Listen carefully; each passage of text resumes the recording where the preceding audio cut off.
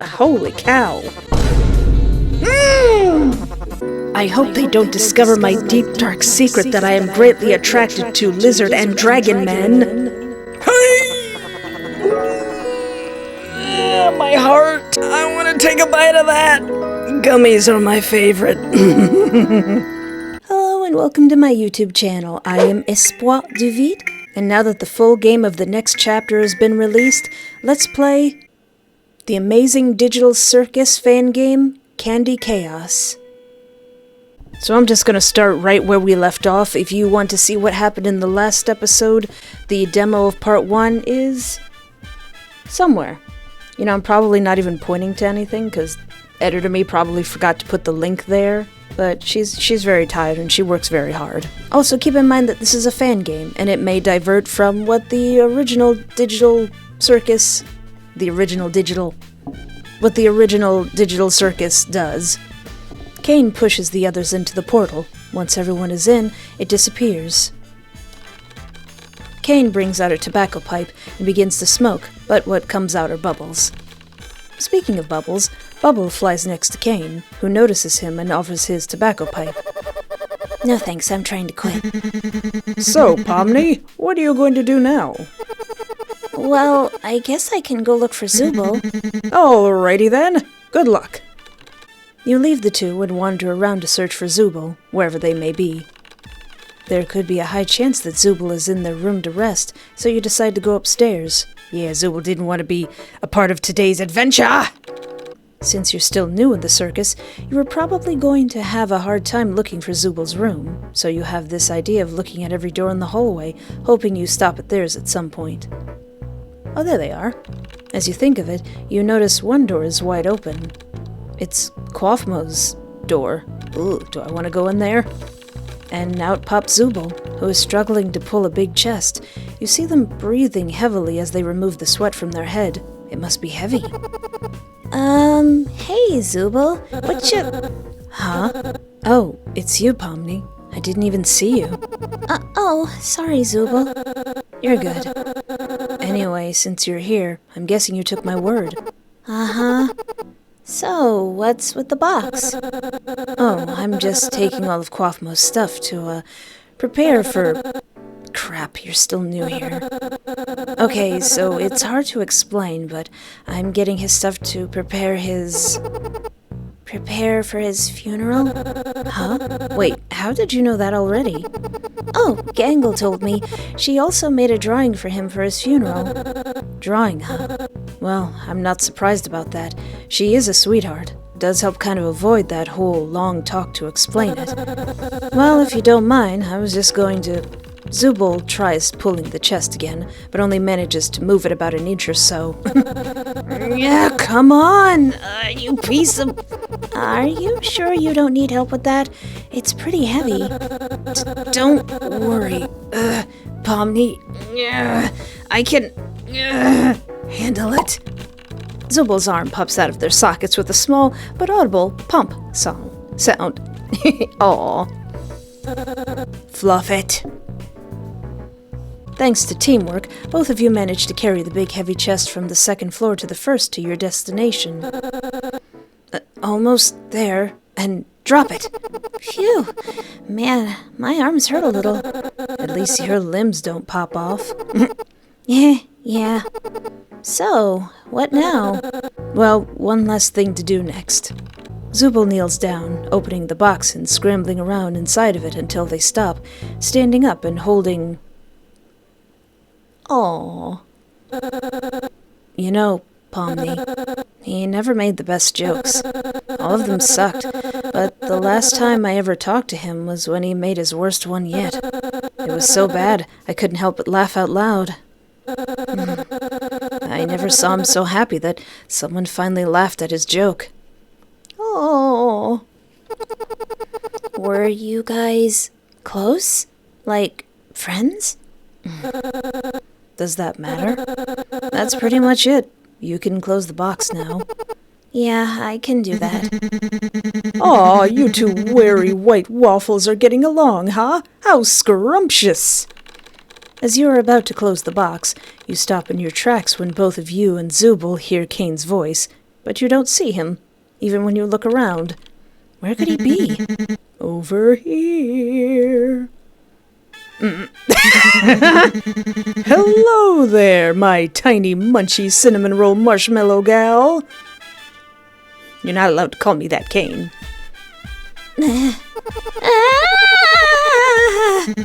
Whoa, we got a jumpy one over here.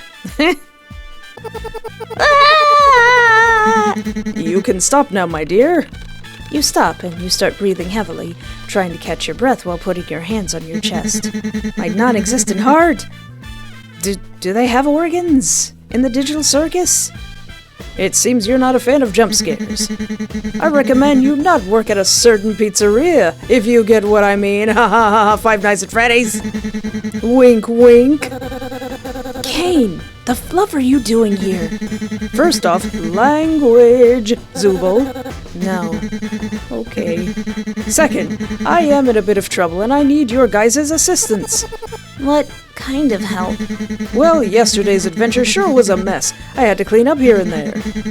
But it seems I've missed a spot. And that spot is that I can't find the Gloink Queen or the rest of the other Gloinks. Wait, so they're still here? In the circus? Do not worry, my dear, because my task for you is very simple. While I go look for the Gloink Queen, you guys will search for the remaining Gloinks, and Bubble will be there to help. Okay, but where is Bubble? As soon as you finish that question, you feel a deep gurgle in your stomach.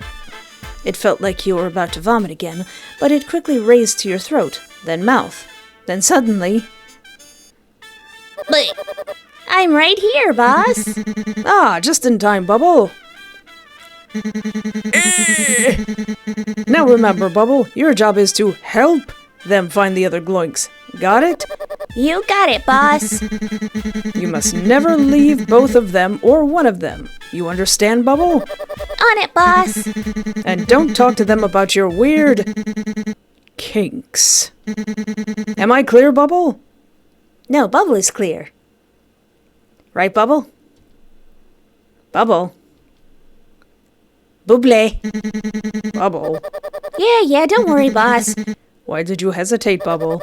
Don't think about it too much. I am going to think about it too much. I just had to think about it first. You had to think about it? Yeah. Don't worry, boss. I won't talk to them about it.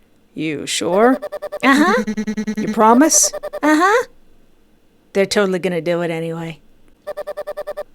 I love you, boss. Anyway, here are the nets you need to help you guys catch the Gloinks. Good luck, my little bundles of joy. As a pair of nets pop into existence, falling onto the ground in front of you and Zooble, Kane disappears with a poof of familiar smoke. Wow, that was something. Sure, we'll go with that. You okay there, Pomni? My mouth tastes like soap. All right, guys, it's time to go and hunt for Gloinks. No. Huh? But what? The boss said so.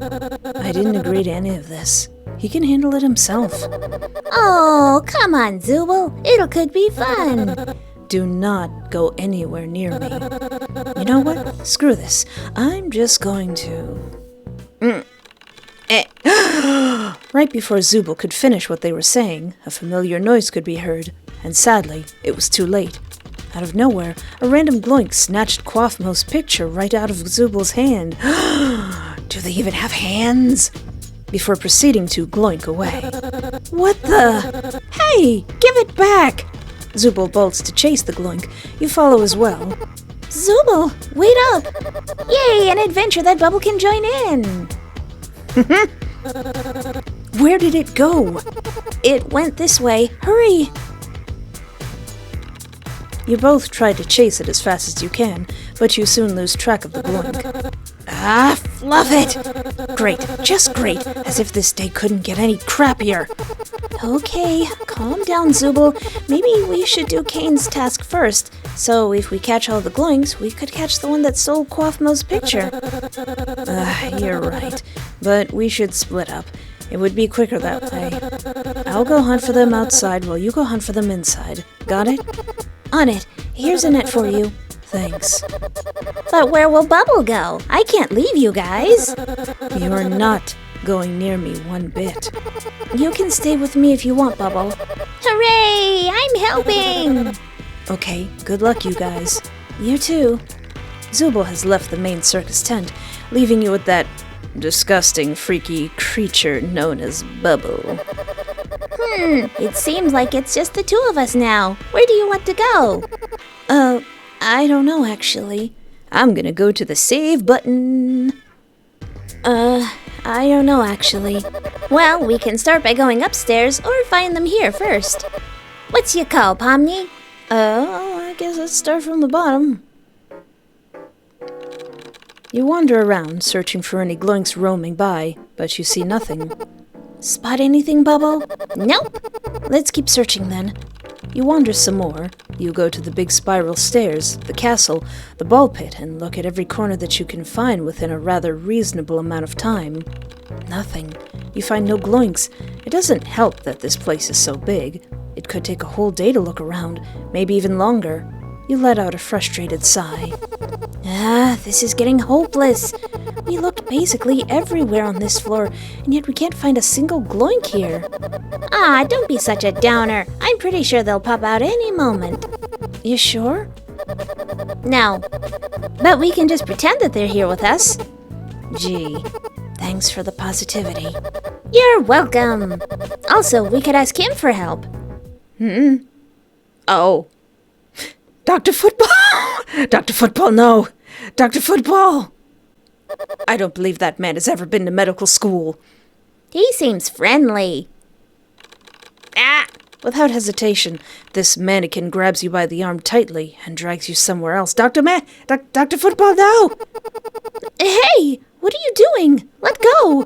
Bubble, help me! I don't know. He seems like a cool guy. Cool guy? Bubble, he's dragging me somewhere. Where are you even taking me? Without much warning, this mannequin lets you go, running you right into a wall, smacking right against it. Dr. Football, I'm going to find you. I'm going to find where you sleep. Why did you... You better have a good reason for this, Dr. Football, or I'm going to get you. You take a moment to see what you ran into. It wasn't a wall, but a door. One in a line of multiple doors that stretch out. Wait a minute. You recognize this area. This is where you were looking for Kane yesterday, and where you saw bizarre things inside these doors. Oh, and where you got punched in the face twice. Oh, yeah. Wait, I know this area, but why did you bring me here? Dr. Football? Do you want me to open this door and see what's inside? Okay, then. You open the door.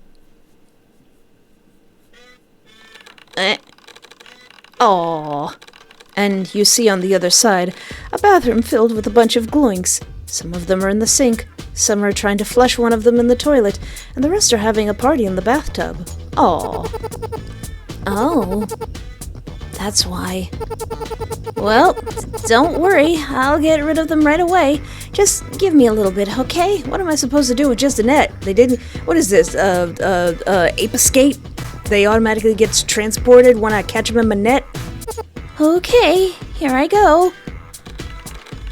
To say it was difficult is an understatement. Are you mocking me, Dr. Football?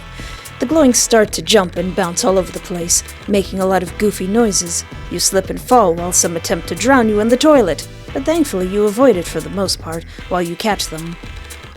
I don't like the way you're looking at Pomni, Bubble.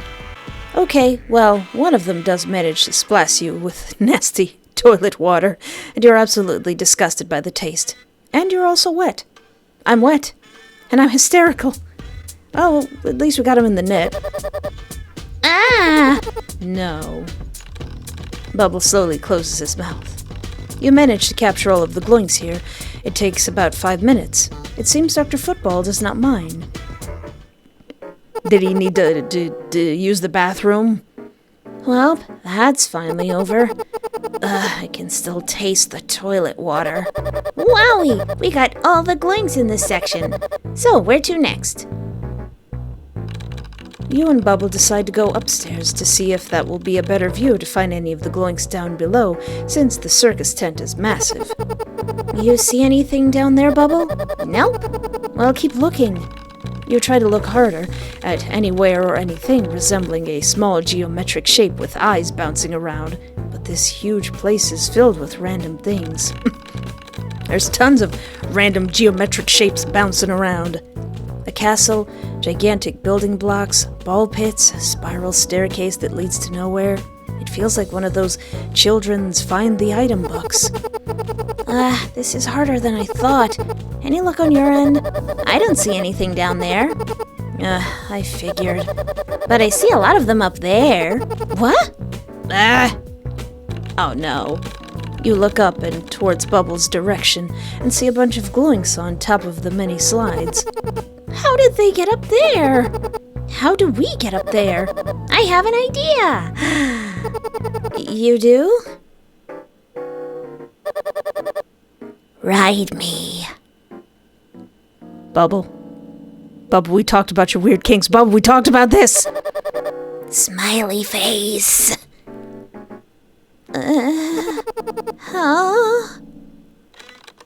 Gloink sounds. Gloink happy sounds. Gloink low sounds. Gloink girly pop sounds. Hello there. Gloink manly sounds. Gloink in Espanol. And gotcha! After a bit of struggling and trying to hold on to Bubble as he flies up, that's actually a good idea. Also, Pomni is thick. You manage to successfully catch the Gloinks. Bubble carefully goes down just enough for you to hop off his back, but you almost stumble a bit, leading you to look down. You're way up high, almost too high, and you don't know if you have falling damage here or not, but you certainly did not want to answer that question. I'm pretty sure they wouldn't die. Whoa, phew, that was close. Any sign of any more of them? Oh, there's two more here. You run towards the two Gloinks. They try to escape, but you manage to catch them.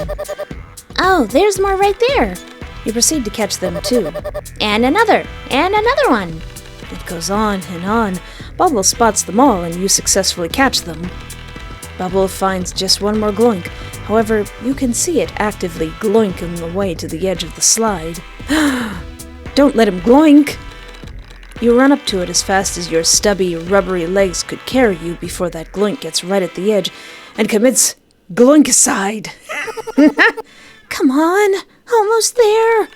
At the end of the slide, the Gloink immediately jumps off, but you do manage to catch it and trap it in your net along with the others. But now, there was just one problem. You are too close to the edge and you end up tripping on the digital gravity and begin to fall. Ah! Bubble, help me! Okie dokie. You're falling really fast as you try to hold on tight to the net, not letting go of the Gloinks as you brace for impact. Where are we supposed to put these things once we get them? Just a few feet from having a painful landing on the checkerboard ground, you feel some pressure against your hat. Somehow. You don't know how you're even feeling. You quickly realize that Bubble is grabbing onto your hat with his mouth. He then gently lowers you down and lets go of you. Aww. Oh, God, I almost went splat right onto the floor. Thank you, Bubble. You're welcome. Wow, we managed to get all the Gloinks upstairs. So where to next? Actually, I think we're done. I think we managed to get all of them in the circus. Hooray! So, what are we gonna do with these now? Allow me. Nom.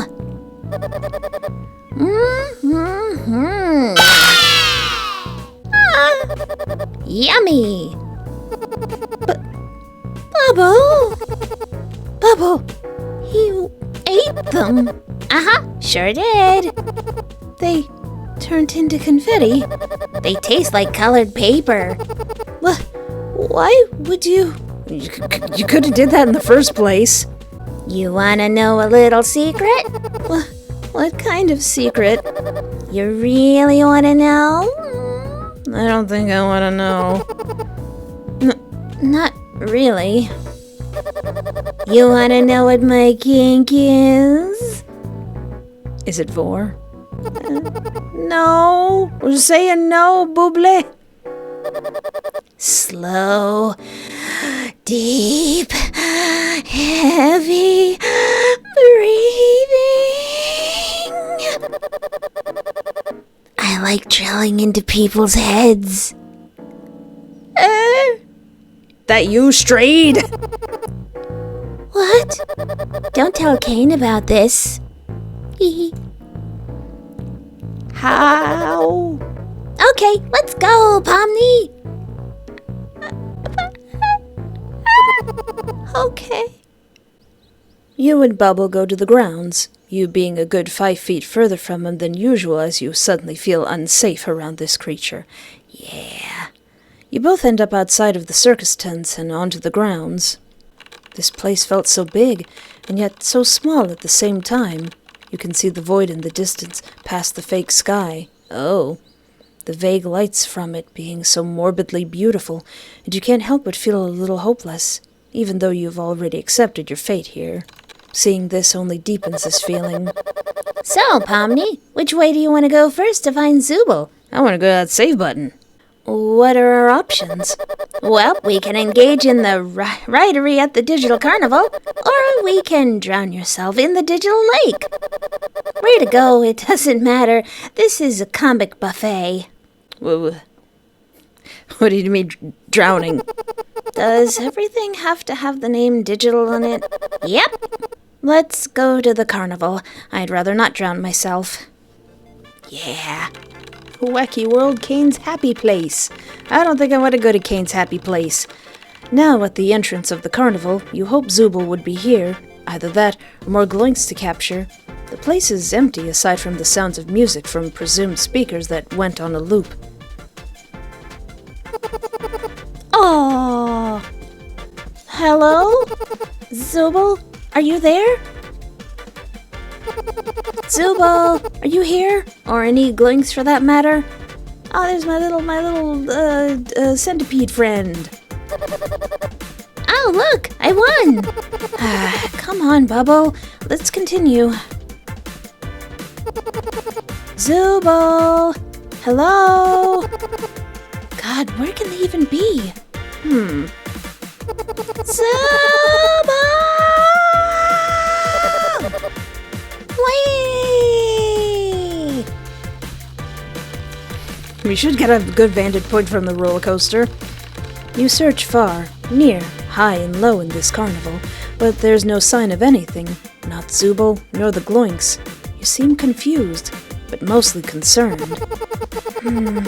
Wherever they are, I hope they're okay. Well, not dismantled, I mean. Stop worrying, Pomni. We don't know that. They could either be having more fun than we are, and it probably is trying to find us right now. Or maybe they could be in great danger and being attacked from all angles, like getting an ambush, then becomes the sacrificial lamb for the devil to feast on and reign over the land once again. Bubble, I think you need your speaking privileges revoked. Why are you like this? Wow, why so gloomy? Aww. Just then, the sun in the sky comes right down to you two. She's very bright, but not too bright, so you could possibly see her without your eyes burning out of your sockets. She's just like the moon, having a face and talking to you. But instead of a mature and flirty voice, the sun has this bubbly and cheery voice that's on a higher pitch. You look sad, little jester girl. Do you need some help? Actually, yes, I do. We're looking for my friend Zooble. They have a triangle as a head, very colorful, like everything else here. Have you seen them? Oh, that's going to be a tough one. I've seen a lot of triangles roaming around, not to mention some squares and circles and bowling pins, too. Why? They were running away from the others. This bigger triangle guy that was holding a net that was just like yours seemed really determined to catch them. Not sure why. Yes, that's actually them. Where are they? Oh, that makes sense. They're actually near the lake. Be careful, however, they seem to be really aggressive to your friend from where I'm looking at. Oh, crap. They're in trouble. Thank you, miss. You're welcome. But one last thing. I need a little favor. Sure. What is it? If you see Kane around, tell him to go outside so I can find him and kill him. The moon can't stop talking about him. It's unbearable. He must die. Sure. Okay, thank you. Good luck finding your friend. As you head to the lake, you start to question why every NPC in this place is either murderous or just really fluffing weird. As you question stuff, you slowly hear the sound of angry screaming as you walk closer to the lake. Once you realize that the voice is Zooble's voice, it makes you start to run. Finally! Huff! Huff! God, I hate these things. Why on earth did Kane make these? You see them frustrated and exhausted as they manage to capture all of the Gloiks, while you can see them inside their net. Oh, Zooble, you're all right. Pomni? Thank God you're here. Hi, Zooble. Did you have fun? Oh yeah, I actually had a wonderful time. It was pretty easy. Really? Of bluffing course not. I had my limbs taken off so many times and they keep trying to take my body parts. These crap stains kept running away and trying to jump into the water. You walk a few steps away from Zooble as their shouting seems to straddle you, and Zooble takes notice of this. My bad. This has just been a stressful day. Since you guys are here, that must mean you captured all the Gloiks in the circus. We sure did. Let me help you get rid of those in your net. Yeah, whatever. Here you go. I'm sick of looking at the... Yum! As Bubble starts to chew on the Gloiks, a bunch of confetti pops out. What the... Just ignore it. Trust me, it's not worth it. After that horrid display, you and the others begin to hear something bounce not too far ahead of you. It leads you to looking around the area before... There it is! Get over here! Zooble, wait! Zooble runs towards the Gloik that is currently beside the lake. It tries to escape from them, but Zooble finally manages to capture the thief. I finally got you! The Gloik tries to get out of the net forcefully. It keeps pushing and pulling against the netting itself, so aggressively that it almost manages to make Zooble release the net. Whoa, okay, guess this one is a feisty one, huh? What is this one's problem? Pomni, I need help. You go over and grab onto Zooble, holding them tightly while the Gloik continues to try and escape, even though you both aren't the weakest. We're gonna be drowned! It seems to be too strong to the point where you both get pulled right into the lake, sinking down. Zooble attempts to grab onto the net more. However, it fails as the Gloik straight up breaks out of the net and sinks down more. You hear Zooble cry out a muffled, angry grumble while you both are in the water. They attempt to follow the Gloik, while you struggle to follow as you can't hold your breath for long. You almost instinctively try to breathe in, only to feel water fill your lungs. You begin to cough and wheeze, muffled by the liquid going within. The water, despite being cold, feels like it's burning in your throat and lungs with every breath you take. Dear God, you are drowning. But in the digital circus we can't breathe. But then again, this is an alternate universe and anything can happen. Fear and panic begin to spread through your head. Your limbs feel heavy and sluggish within the lake, so you try to fight through it, but to no avail. Your eyes widened, your coughing becoming nothing more than soft choking and grunting. Is this really how you die? But you can't exactly die. Jack said that himself. But it feels like you're dying. What now?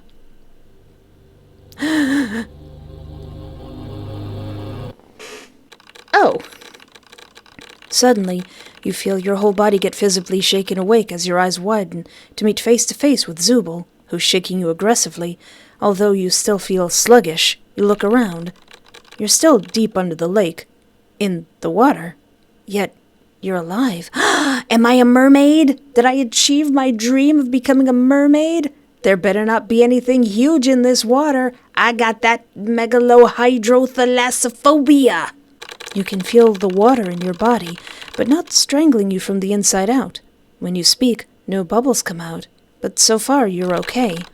Zooble looks at you and gives you a thumbs up as a way of telling you that you're okay, and you reply back with one of your own. Yep, you can't truly die here, huh? Even if it feels like it. Zooble points down to the deep water, trying to tell you that you both should go deeper to find that gloink. Having a clearer mind, you give a nod before looking down and moving deeper. There better not be nothing big down here. You both swim together trying to find that gloink that has murderous tendencies. After all, it literally tried to kill you both. Yeah, it kinda did. I'm gonna tell your mother about this. But thankfully, you're basically immortal. Well, minus feeling the pain. The water went from a deep dark blue, and it slowly faded into an almost pitch black. That's my nightmare! Just how deep is this lake? And why did Cain make this lake so big? Hey, fish. You better be the only thing down here. The water is now pitch black, not a speck of light hitting the darkness. You can't even see Zooble or yourself. Well, until you saw a big red fish. It looks a little rubbery and almost gummy-like, and it's glowing a bright red. Hey, buddy. Hey, pal. Before long, you see another fish, similar to the red one, but blue. Red fish. Blue fish. One fish. Two fish. Then a green one. And another red one. And now you see more and more fish that are vibrant and glowing past you two. Both you and Zooble look at one another in a sort of mutual agreement to follow all of these admittedly majestic-looking glowing fish. After all, they're your only source of light down here, so why not give it a go? As you two followed the fish, more and more appear, and it keeps getting brighter. And not just due to the many fish, the water itself is lightening up as well, becoming a similar color to the lake. You look down just to see sand. You reach out and touch it, and the sand feels very soft. Curious, you go to try and touch the fish as well. They don't swim away when you do, just continuing forward, like you. Some even move closer to you, only to swim away a moment later. You take a moment to look around at all of your surroundings. It's so pretty. So pretty. See, the thing is, I'm scared of the water, but I am deeply in love with the water. I love mermaids. I love mer-creatures, yet I'm terrified of big things in the water. What's up with that?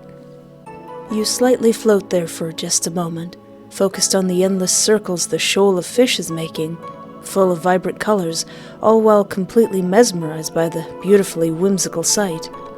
You look over at Zooble, who is in a similar state of awe, but they snap out of it while they lean forward, giving a surprised look before they pointed to the middle of the amazing sight, and you notice what they did as well. The door! You both swim up to the door. It's really strange, though. Why is there even a door out here? But at the same time, everything in this circus is weird. You both brace for it, ready for when the door opens and all of the water and fish will be rushing into whatever place this door leads to. Zooble opens the door and nothing is happening. Maybe you should stand back, see if you don't get punched in the face.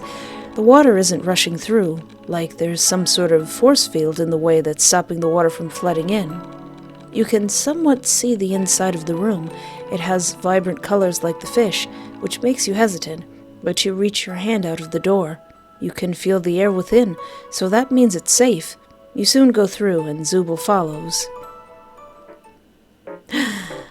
You're back. In the circus. That's good. That's convenient. I love the way this artist draws Pomni and her cute little chubby legs.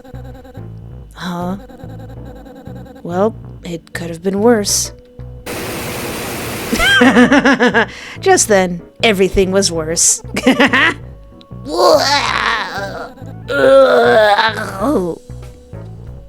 Oh yeah, because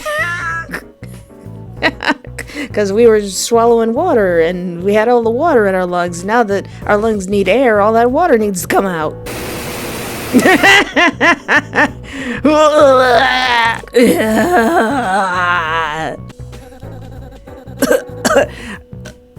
Oh God. One more? One more?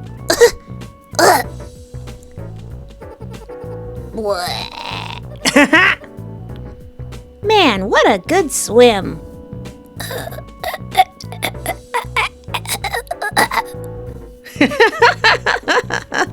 About 5 minutes later, after you do your best to dry yourself and have another traumatic moment involving vomiting up something, you notice the same Gloink that was holding the Kaufmo picture frame not so far away. Get back here, you! Zooble, there it is! Huh? What? Where? You point at the Gloink. It notices you guys and proceeds to Gloink away. Get over here, you little shoot! Come on, Pomni, hurry! You give Zooble a nod as you two begin to run after this horrid thing that is this particular Gloink. Multiple attempts by both of you being close to catching it, but it dodges every attempt. If only either of you had your nets, it would make everything easier. Sadly, Zooble's net broke and yours was left back at the lake. You proceed to leap right towards the Gloink, and although close, you still miss before the Gloink bounces right down into a hole. Gosh darn it. Oh no, is that the whole hole? Or is that the other hole? The worst, yet convenient thing happened. Just as you were close to finishing this stupid task, one thing just led to another, which led to that specific Gloink escaping once more. Ah! Are you kidding me? I'm really hating these creatures more every second. Okay, it looks like we have to jump. You ready, Zooble? Sigh. I want this to be over. Okay, on 3. 1, 2... Right before Zooble can finish, out of nowhere a bunch of Gloinks surround you two and push you both into the hole. Except Bubble, he just follows you guys. You fall down right into the hole, but not for long, since just within seconds, you hit a smooth surface while moving downwards. It seems you are now on a slide. You all begin to slide down smoothly, right until the end, where you and Zooble fall right onto your faces, while Bubble just floats to you two. Does he just come down and go, "You guys okay?" You take a moment to stand up in order to look at your surroundings, seeing a cave filled with various random objects, as well as a lot of Gloinks, forming a circle around you in order to stop you three from being able to escape. And right in front of you, is it the Queen? The Queen! It seems you have fallen into my trap. Behold, the Gloink Queen returns.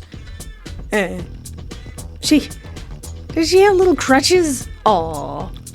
She lies before you, indeed having returned. However, she looks to be in a lot of pain. Bags under her eyes, more sluggish than usual, and not to mention the cartoonish bandages and bruises all over her royal figure, as she calls it. And look who we have here. I see the small jester who misgendered me, the queen, and called me an it. I see the weird geometric creature that I gobbled up last time. And I see... I don't think we've met. I'm Bubble. Oh, very self-explanatory. But you are with them. Therefore, I hate you too. Yay! Oh. I swore there were more of you the last time we met. That king chess piece with the big eyes popping out, that crybaby ribbon girl, and that stinky, disgraceful purple rabbit. I know, right? I hate that guy. I wish he was here so I could eat him the most. Wait a second. You're going to eat us? Of course I'm going to eat you. What did you expect? Wait, what if I told you that I'm sorry for insulting you, and in fact I think you're very attractive and regal?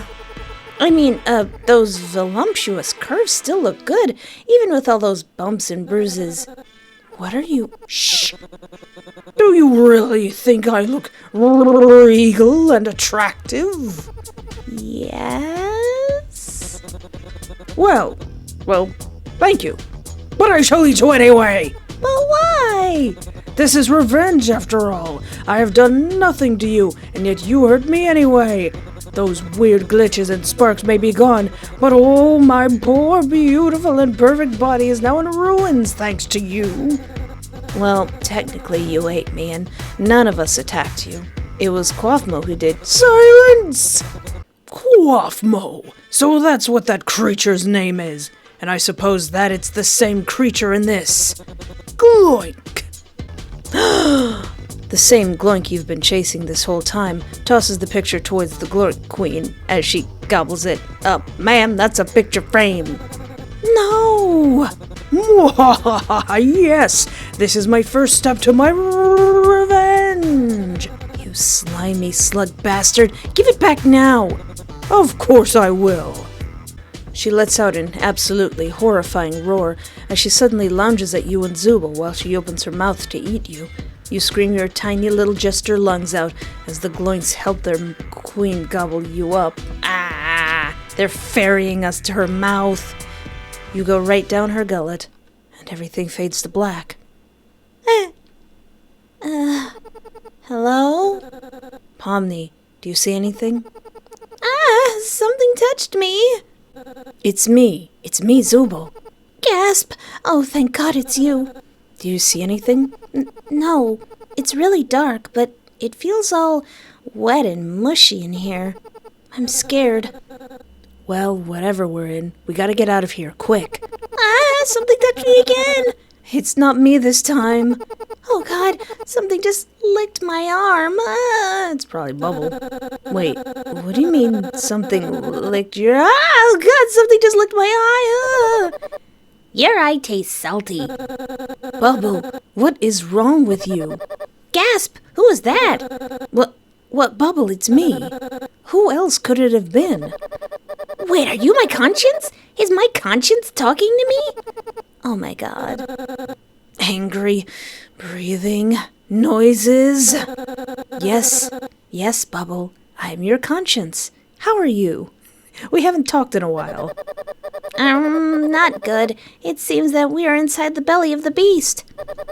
Am I dead? God, I hope so.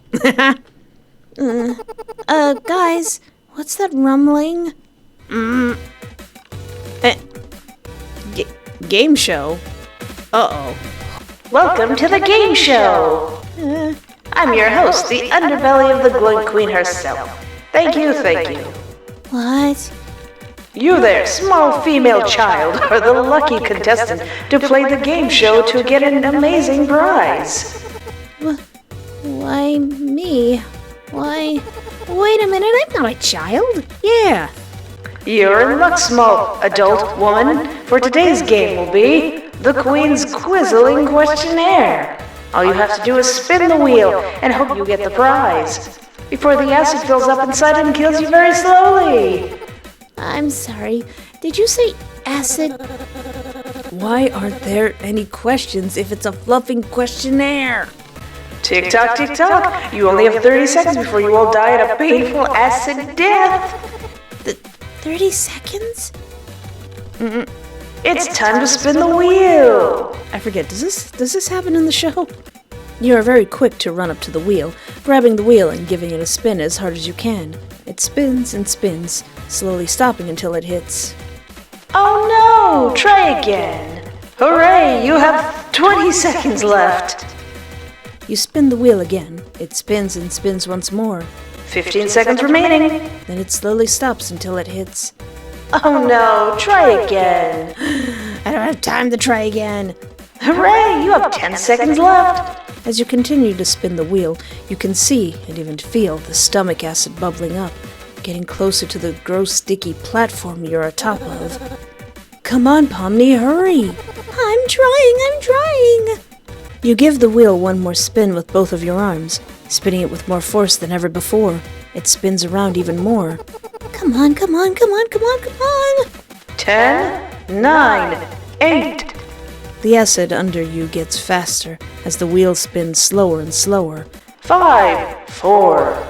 Come on, please! Pomni! Hooray, we're going to die! 3, 2. Please! Congratulations! Congratulations! A winner is you! You did it!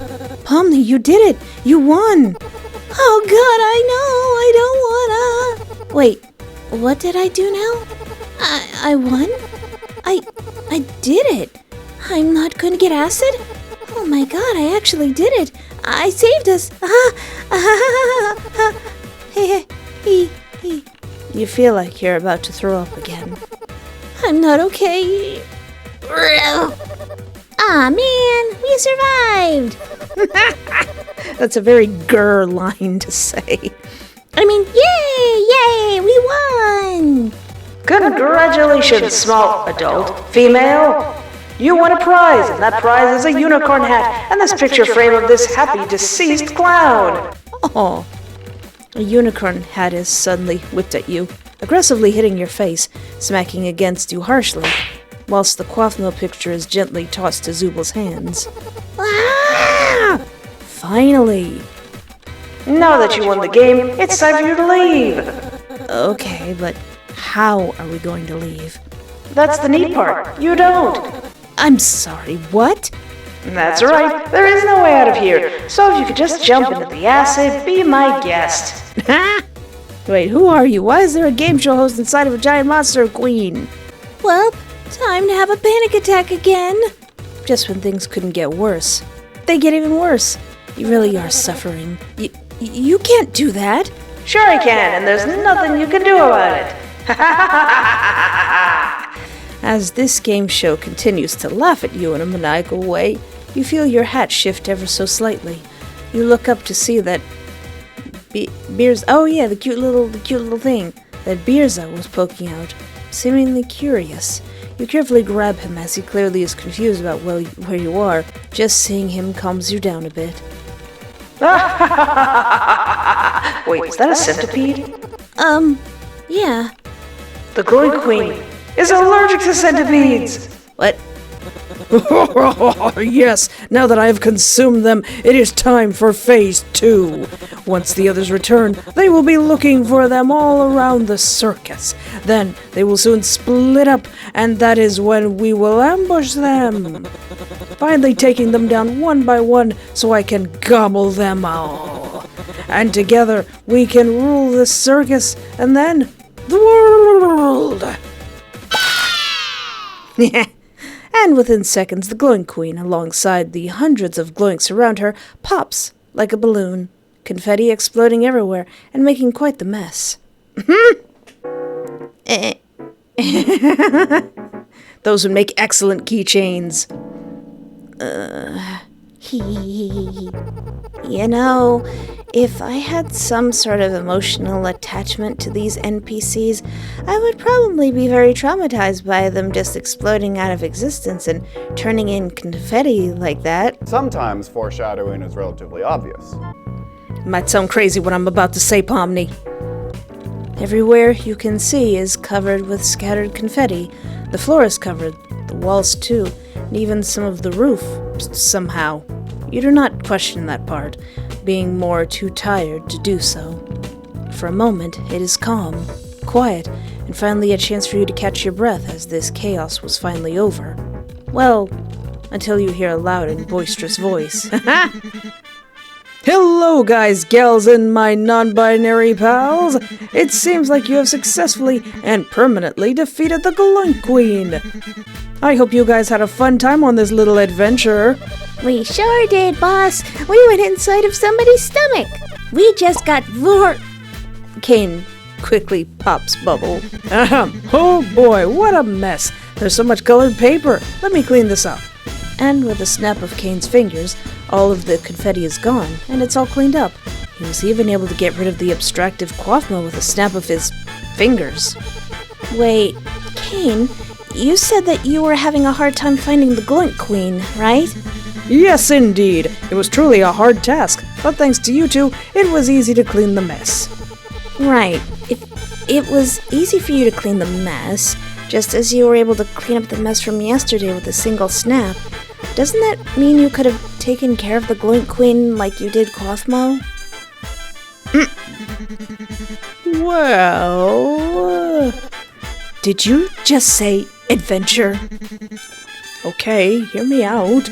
I might have accidentally forgotten to tell you guys that this was an adventure. Since Zooble has not joined any of my adventures for so long, I worked so hard to make them, I hope this would be some sort of warm-up for any real adventures I make in the future.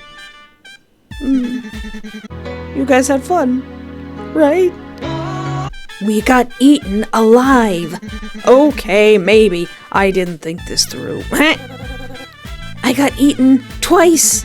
I would have saved you if things go wrong. I swear.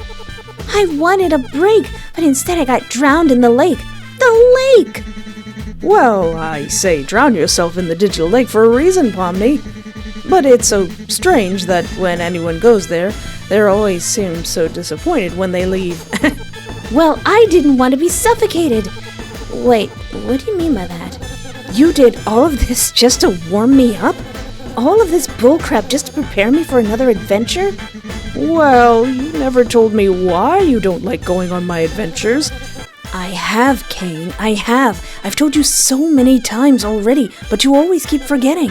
Over and over. I just gave up telling you because I'm tired of telling you the same thing. Well, is it because of my adventures? Do they not suit you? Something wrong with them? Again, but this, it has never been about your adventures. There's something wrong with me. Just forget it, Kane. Forget it? Yeah. Forget what? I'm just going to take this picture and head out. Zooble grips the picture a bit tighter as they walk slowly away from you and Kane, making their way to the escalator within the cave and going back up to the grounds. Well, that just happened. I'm going to go eat some pasta. It's been a while since I did that. Kane then disappears like nothing happened, leaving both you and Birza alone. You decide to follow Zooble, going up the escalator as well, right back to the grounds you're painfully familiar with. You see in the distance that Zooble is sitting on the floor, the big chest with Kaufmo's picture on top of it. They slouch, a look in their eyes that could only be described as exhausted and sad. Carefully you walk towards them, and it doesn't take long for Zooble to see you. Hey. Hey. I'm sorry for yelling. I mean, I lost it a little. It's okay, I get it. Today's been such a mess after all. You look like you need some rest. I should say the same to you. You look traumatized the whole day. No, Pomni just always looks like that. I should be the one to blame for that. I insisted on you not joining the others, hoping you would take a break after your first day was so horrible. But instead, I just made your second day worse. I'm such a butthole. Hey, now, you're not. You didn't know this was going to happen. Don't put yourself down like that. Well, that's easier said than done. Is it okay if I come and sit with you? Zooble just gives a small nod, giving you the okay as you walk over and sit beside them while you let Birza out of your hat. Don't let Regasith see that. Oh. Zooble? Yeah? Can I ask you something? Yeah, go ahead. Actually, I was gonna ask 2 questions. It's fine. I asked you a while ago if you and Kaufmo were close or not, since you were very desperate to get his picture back for the funeral. Were you too close? No, not really. If anything, I wish I knew him better. The thing is, I don't really know anyone in the circus. Sure, I talk to them, hang out with them, but I never truly know them on a personal level. I'm just there and no one bats an eye, so what's the point of trying to know them more personally? I mean, don't get it twisted, they're good people, but I just don't think I fit in with them, you know? What you said back there, that there was nothing wrong with the adventures, but it was you. What did you mean by that? Well, look at me. Everything is wrong with me. I don't like myself. I don't even know what I am. I'm just nothing more than a bunch of jumbled parts. Kane tried to fix it with a thing called a Zooble box with Zooble parts, but no matter what I choose, nothing feels like me. I hate these removable parts. I hate this stupid triangle head. I hate this stupid big eye. What would happen if Zooble just took off all of their body parts? Which part of their body would be Zooble? Therein lies the great question. I hate this body. I just want to find something, anything, just to make me feel good, to feel like myself. I hate everything about this. I hate this body so much. I hate myself. Zooble. There's gonna be a Zooble episode, and we're gonna cry. Just millions of us all collectively are gonna cry. Just forget it. Oh, Zooble. I'm sorry that you have to go through all this, but maybe you're looking at it the wrong way. I know this sounds sort of childish, as hard as it is for you to find the parts that feel good. Maybe instead of hating yourself in this body, you can try to love it. I know that's easier said than done. I don't have the same difficulty you have when it comes to seeing and feeling in such a way. And as hard as it is for you to find the right parts, maybe you can try and get to know the others. Put yourself out there more. And in some way, maybe you can find the missing parts that you've been looking for. Aw, is Pomni just everyone's therapist in this show? Almost forgetting that this is a fan game and not the actual canon. Sorry. I don't even know what I'm saying. Thanks. I really needed to hear that. So, thanks. I'm glad to help. Here, how about you hold on to him for a bit? You carefully hand Birza over to Zooble, the little friend staying on Zooble's hand. Aww. Here, hold my centipede, or caterpillar. Thanks. Where'd you get him? Well, Kinger let me borrow him for today. He said he could help me in some way. Well, he sure did help us get out of the belly of the Gronk Queen. He's a cute little guy. Better not show him to Ragatha, though, or she'll scream like a banshee. Don't you worry, I won't. You know, maybe I should join the adventure tomorrow. Are you sure about that? Well, if Kane will finally leave me alone, might as well. Also, remember when you called me cool when I dodged the attack? Yeah? Well, after today, I think you're pretty cool too, especially right now. Thank you. That means a lot. Oh, friends. Oh, best friends. Wowie! Look at the time! They're almost done with the adventure! How do you know that? Oh, silly! It says here on my wacky watched trademark. It says that they're 90% done. As he speaks, he points at his left wrist, where a watch that, although is usually there, was not there this time. You give him a confused look. Oh, I almost forgot. Here you go, Pomni. He very suddenly hands you a bouquet of white roses. Oh, wow. Thanks, I guess. What's the occasion? Oh, no, they're not for you, dear. They're for Kaufmo. I see you guys always bring flowers to this funeral stuff, which I do not completely understand. They're simply in the cellar. I was supposed to give them to Zooble earlier, but they seem so mad. I'm not sure why that's the case. Gee, I wonder why. All I did was give you guys a little warm-up for any real adventures you decide to go on.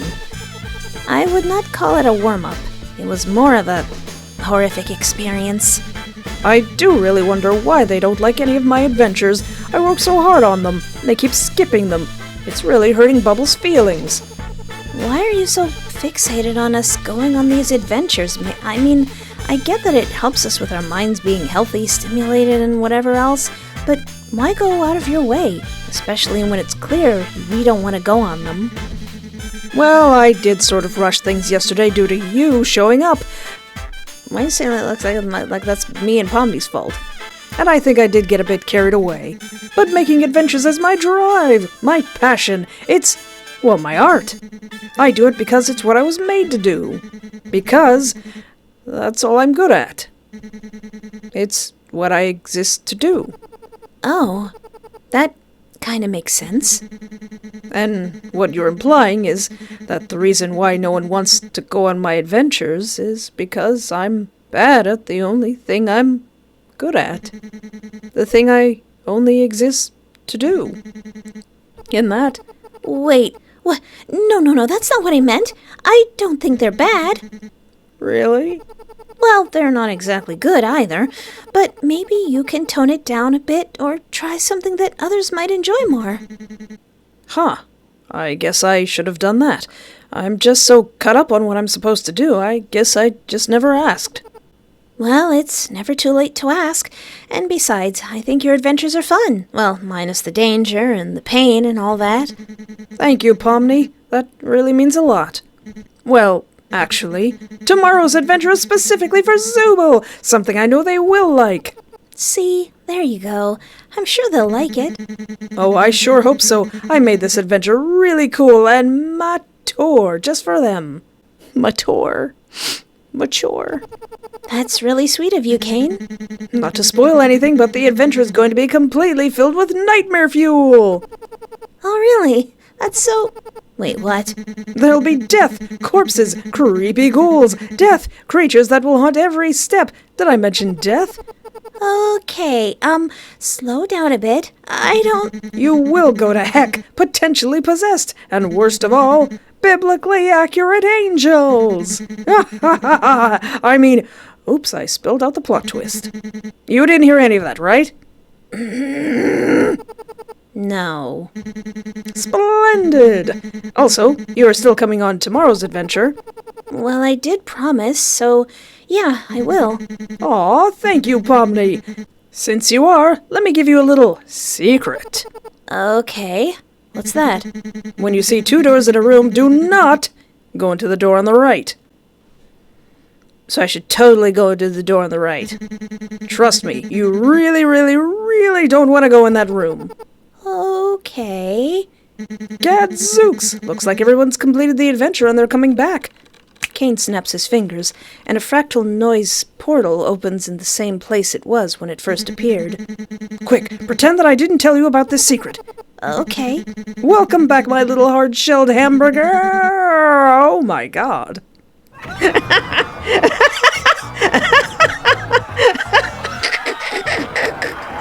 All of these would make amazing keychains. You hear screams of terror coming from the portal, getting slowly louder as more carnage is happening while it closes behind the group. Now, Jax, is that a smile of a job well done, or a smile of you've seen some stuff? Speaking of the group, wow, it seems that you all had a fun time. You can sense that this was all somehow Jax's fault. Okay, that's the smile of a job well done. Or a day well ruined. Kane snaps his fingers, and everyone becomes clean and syrup-free. At the same time, the portal disappears behind them all. Oh, okay, so this is the candy thing if I didn't go into it. Okay.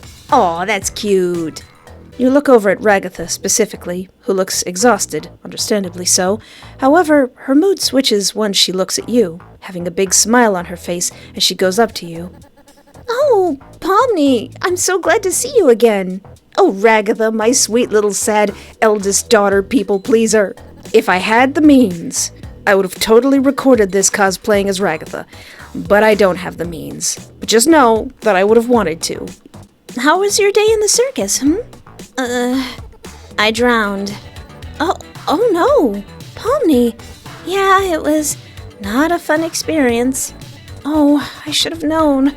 I'm sorry, Pomni, I really am. I know it can be hard in a place like this. I totally understand what you're going through. I mean, we all tried it here, some more than once. There was this Gloink that took something and then pulled me into... Wait, you guys did what now? Oh no, wait, so you didn't actually... Whoa, those are some pretty flowers you have. I had a wonderful day too, thank you for asking. What? Oh, look, it's Gangle. How are you, Gangle? Did you have fun time? Poor Ragatha. Poor Ragatha. Sniff. No! Gangle, what happened to your mask? Someone pushed me, and I fell down. Sorry that your mask broke. Again. It was awful. Jax was so mean to me. He was. I went back and watched the episode, and I'm like, gosh darn it, Jax, I have no sympathy for you.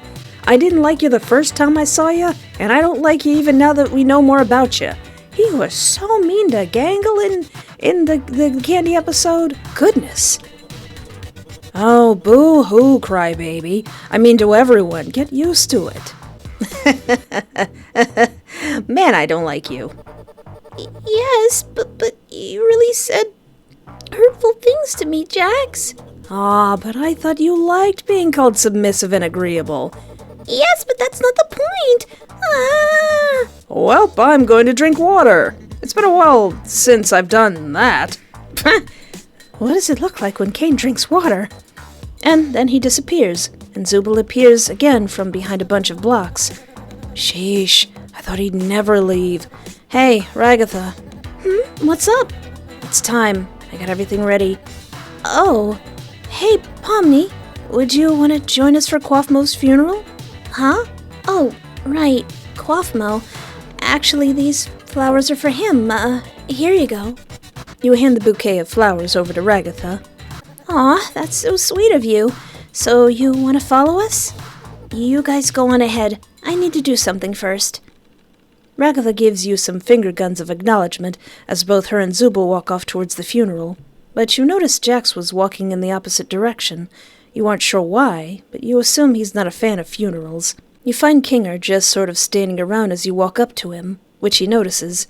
Oh, hello, Pomni. What's on your mind? You take beers out of your hat and show him to Kinger. Thank you for trusting me to watch over your pet centipede. Oh my, thanks to you as well. You can have him back now, since the day is basically over. Actually, you can keep him. Huh? Are you sure? Of course. Since you treat him so well, I wouldn't mind you having him. It's good to have a companion in a place like this. Plus, he seems to like you very much. With many happy sounds coming from Birza, you let out a soft giggle as you let him into your hat once more. Thank you, Kinger. I really appreciate it. I really do. You're welcome. Now let's get to the others, shall we? Aw, Kinger, best boy, best boy. All of you stand around Kaufmo's item-filled chest. His picture stood on top of it, along with the white roses on each side of the frame. Everyone takes a moment of silence for him before Ragatha steps forward. Aw, man, I always think I'm prepared for these things. But then you set up the picture and, well, I'm already breaking. One by one, the others proceed to talk about Kaufmo. You slowly learn about Kaufmo from their points of view. He seemed to have been a jolly guy, one who smiled every day and saw the positive side to everything. They talk about how he was always there for people, how kind he was, how he would always give compliments to everyone about anything, how, as a clown, he took it to heart by trying to make everyone laugh and smile. Even when his jokes were mediocre at best, he still tried his best to make sure that no one else broke, only for him to be the one to break. Aww. Having regrets for not being there for him, especially when he needed them the most, wishing that they knew him better, more personally. You two began to wonder that as well. What if he didn't abstract? Would you and him have gotten along? Would you have liked him? Would you have laughed at his jokes? These thoughts run through your head, but they go from Kaufmo to the others, learning more about them and wondering if you'd get along with all of them. And a part of you wishes to join the others and get to know them more. You then remember your nightmare of being attacked by the abstract version of everyone, how those awful versions of them told you that no one cares for you, that you'll be abandoned, and that no one's going to save you, and that you're worthless. But talking to Zooble and somewhat Kane, you now know that they too fear abandonment and feeling insecure about themselves. Having self-hate that you don't look or feel perfect, and that it makes you feel alone, and how no one will ever like the things you make for people, leading you to become insecure and desperate for attention. Everyone goes through those fears, and everyone needs to know that no matter how you feel like no one cares, there will be people who do. It's not a crime to be imperfect. None of these people are perfect, and that's okay, because right now, you don't feel alone in this circus. And that feeling makes you smile. Oh, the gloink hunt ending. Was that a book that said why you should go on Kane's adventures? Pomni learned a lot about Zooble, the good, the bad, and the ugly, wants to get to know more about them and help them in some way if needed. Zooble called her cool. Zooble regrets getting emotional with someone they just met. Thinks she's the coolest person they met so far. Aww. Oh, Pomni and Kane. Mixed feelings. Her conversation with him about the adventures was nice, until it wasn't. Kane. He, she, and everyone likes the adventures that he worked so hard on. Appreciates his conversation with her. Pomni. She likes how nice Ragatha is to her. Does not like being treated like a child. Ragatha wants to get to know Pomni more and is hoping she becomes a friend. Sad that she didn't join today's adventures with her. Regrets grabbing her arm. Okay, so this is like the positives and negatives. Pomni sympathizes with Gangle in her situation. Wants to help her fix her many broken masks. Gangle's drawings. Hey, those drawings weren't that bad. Come on now. I grew up with DeviantArt. That's not that bad. Well, actually, no, DeviantArt wasn't that bad back then. Gangle. She likes how kind Pomni is to her. Wants to draw her someday. Aw, you do it, Gangle. Pomni wonders how long he's been here. He gave her a pet centipede. He hopes Pomni likes to hear about his insect collection. Aw. Also happy that she's taking care of her new pet. I wonder if any of this can change. Oh boy. Pomni, not sure what to think of him. Jax, a new toy he can mess with. Poke him in his eyes. Aw, great team. Excellent team. Good job, everybody. Excellent job. Beautiful, wonderful, perfect. And these little headshots are adorable. Who's the artist? I love their work. I love their art. Alright, we're not done. So that's what happens if you go to Zooble's side of the story.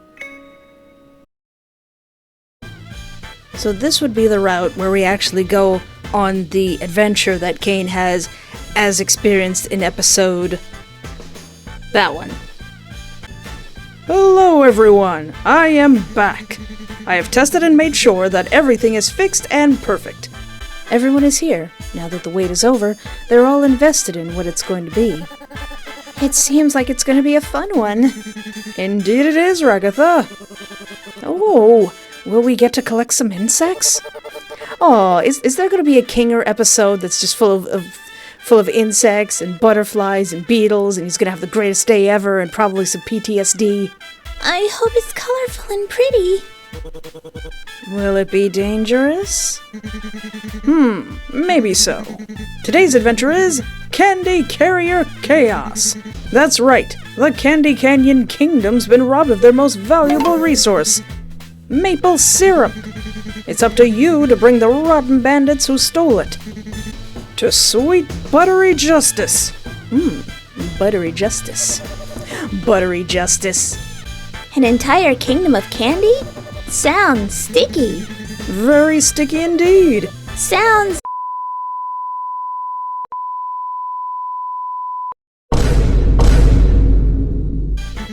Bubble, you can't say that. Nope. Zooble starts to walk away, and Kane starts to panic. Zooble, wait! I'm trying out a new AI. It should be 57 times more immersive. 57. Oh, a new AI. You don't want to mess with the new AI, Zooble? Jax nudges Zooble's arm. They look very unimpressed. Yeah, no. They'd rather go on a gloink catching adventure. They walk away from the group, and Jax shrugs in front of the camera. Hey, no, Jax, that's my job. You can't break the fourth wall. Ahem. Zooble walks away from the group, and Jax shrugs as it's clear they've made up their mind. Whoa, sounds fun. What do you think, Pomni? So, our entire existence here is just... LARPing? Well, Why are you all just standing there? The Candy Canyon needs you now. Just then, a portal appears behind you. It seems that for today, the adventure won't be in the circus, but in another area. Very interesting. All of a sudden, Kane proceeds to shove you all into the portal. Without giving you the time to react, you go in. Everything goes white. It blinds you temporarily. You can only hear the sound of a ring and some muffled noises. Ooh. The whiteness fades away as your vision sees a blurry view, now becoming clear. The muffled noises are slowly revealed to be the others, probably talking about this site, or how they're still not used to the portal thing. Ooh. You're now in Candyland. I love that game.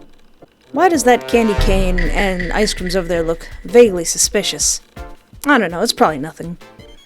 The ground and canyons are all in shades of pink. It's vibrant, but not an eyesore like the circus. There are gumballs in the sky. Oh yeah. Clouds that look like cotton candy. Big lollipops and some tiny gumdrops, all scattered on the ground. Well, second day's adventure. Let's hope it's worth it. As everyone's sight and hearing got more clear, you and the others see the portal behind you close, as you are now stuck in this sugar-coated desert until you fill the role Kane assigned you. Ooh. The group starts moving and you follow them. To where? Who knows? Hey, aren't we supposed to get a truck? They're veterans in Kane's shenanigans, after all, so you trust them on where they're going. Wow, Pomni, I can't believe we're in this grand canyon made of candy. A canyon, if you will. Isn't this exciting? Yeah, this place sure is interesting. Oh, look, Pomni. Look at the clouds. Gasp and look at the ground. Can't you believe that everything is made of candy? Come on, Jax, I'm just trying to be nice. I'm just trying to be nice. Yeah, you sound like that. Shut up, Jax. This place is pretty, though. Everything is so pink. I like it a lot. Plus, this place seems peaceful so far, and the scent of sweetness is so delightful. Well, this place blows. I was hoping for more action, and all this pink sucks. You suck. But you're wearing pink. Yeah! You butt? Well, I never asked for my overalls to be pink, Pomni. Yeah, sure. You love the pink. It's your favorite color, isn't it? Isn't it? So immature. Guys, look! Ragatha points in the direction she was looking at, to which everyone turns to stare at whatever she was pointing at. Oh. A large, animal-looking gummy is standing there, yellow and red, and delicious. I bet now's a bad time to tell that thing that gummies are my favorite kind of candy. Kind of reminds you of an elephant the more you look at it. Attached to it was a carriage, of course, also made out of candy, but it was wafers and icing instead of whatever the elephant was constructed out of. Aw, hey there, big fella. Aren't you just a cutie? Ragatha goes up and pets the elephant, to which it responds by using its trunk to play with her yarn hair a bit. Aw. The doll laughs in response to this. Oh, you're so sweet too. How wonderful. Ragatha is trying so hard to be sunshiny. I wonder if there's going to be an episode where she just deflates like Pinkie Pie one day. So, this is our ride, huh? You walk up as well, sort of amazed by how big yet friendly-looking this creature is. Curious, you touch the elephant's leg to feel its texture. Whoa, it's really soft and squishy, yet not really sticky. I want to sit in the box seat. After all, as a royal myself, it is my duty to ride this majestic elephant. But isn't it the coachman's duty to man the ride while the king is the passenger because they're royalty and all? Coach what now? Ooh, I want to sit in the box seat too. Nah, crybaby, I'm going. Jax quickly runs up to the carriage and sits on the box seat right next to Kinger. Aw, man. Once you and the others get all comfortable with the carriage, the gummy elephant just begins walking, seemingly already knowing where you all need to go. For a few minutes, you look around the place. Pink, sugary cake scenery with candy cane and lollipop decorations, seemingly being stuff like trees and cacti. Maybe cacti? This did seem like some sort of desert. The pun was aggressively obvious now. A desert. I didn't get it at first. I got it now. I got it. Thank you for pointing that out to me. But either way, it was going to take a while. It got you curious, though. Were all of the adventures like this? Just going from one place to another with some sort of goal in mind? Well, with that thought in your head, you just have to ask about it. You turn your attention to the others, hoping one would give some sort of answer. Hey, are all of the adventures like this? With the whole otherworld and MacGuffin quest? Or is this a special one? Oh, well, the one yesterday was actually a special case. Due to your arrival being sort of out of nowhere, Kane had to make up something on the spot. Usually we go to places like this. Like, what? What sort of adventures do you guys have? Like, previous adventures? Sure, I don't see why not. Oh, well, where do I begin? There have been quite a number of them. Let's see, there was... Oh, I got some good ones. Like the one adventure where there were zombie toys and we had those bunch of guns to kill them all. Sure, it sucked with the blood, it was just paint, but oh boy, that was fun. Especially the big beefed up one that hit Rags with a car. That hurt! Seeing you fly off the bridge was funny, though. No, it really wasn't that funny. She got seriously drenched and had to wait for us to finish the adventure. Shut up, it was funny. Anyway, there was also this one adventure where we were robbing a bank. Robbing a bank? Yeah, but Kane called it adventuring a bank. But it also had guns and infinite cops. King was shockingly good at robbing the place. Good at what? Never mind, nutcase. There was a deadly theater full of cats, a space adventure collecting scrap, fighting big monsters with swords and shields and stuff, and even an adventure where we got shrunk down and had to fight a giant spider. Giant what now? You're just saying all this to scare her. Jax, why do you have to talk about the violent ones? Ha! Come on, the adventures would sound like a slog anyway. Never mind him, Pomni. The adventures are always a bit of a surprise, really. Sometimes they're actually quite charming, I mean, for the most part. Sure, we never know what's going to happen within them, nor do we expect the rules or NPCs, or if they're going to involve something that's a bit more personal to us. Because Kane seems to have the ability to do that, even if I personally have no idea if he can, but sometimes it's just sort of similar to stuff that we've been through, and yet can be violent and chaotic and dangerous. But it's all fine overall. Yeah, it's all good. The adventures keep us healthy and stimulated. Did I already say that? Yeah. Poor Ragatha. Poor Ragatha.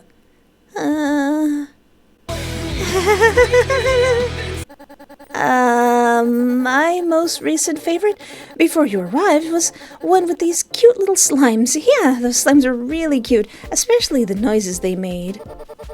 I enjoyed it until one of those slimes ate my comedy mask.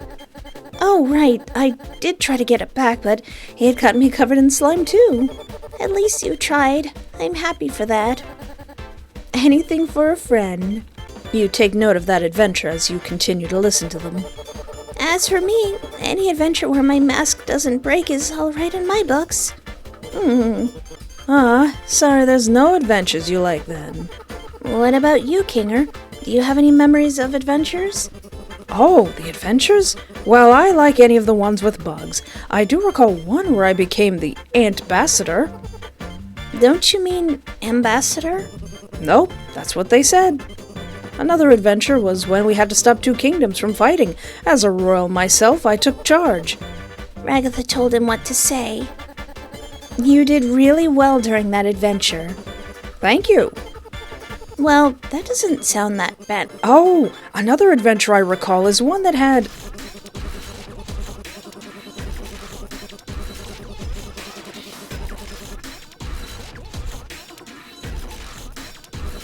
All the sentences have been censored due to their dark contents. Kinger, you can't say that. And that's about it. Pomni's face. So, still thinking this is all a dream, or... Jax! After that conversation, you finally go towards the location that you were all heading to. These large wafer walls are a drawbridge that goes down to let the carriage in. It turns out the NPCs are anticipating this, as a bunch of colorful mannequins loop many animations celebrating your guys' arrival. Once the carriage stops, you all get off of it and walk up to the castle. It is admittedly impressive looking, but the colors are admittedly making your eyes hurt a little. Whoa, Kinger! Check out this castle! It's amazing! They even have little candy bugs here. It's so beautiful. Yeah, this place is great! A blue mannequin suddenly runs into Gangle from behind, making her trip and fall while breaking her comedy mask. Oh, leave the baby alone! Look! It's the princess! As Gangle is getting back up, you turn towards what the NPC was talking about and, oh, it really is a princess.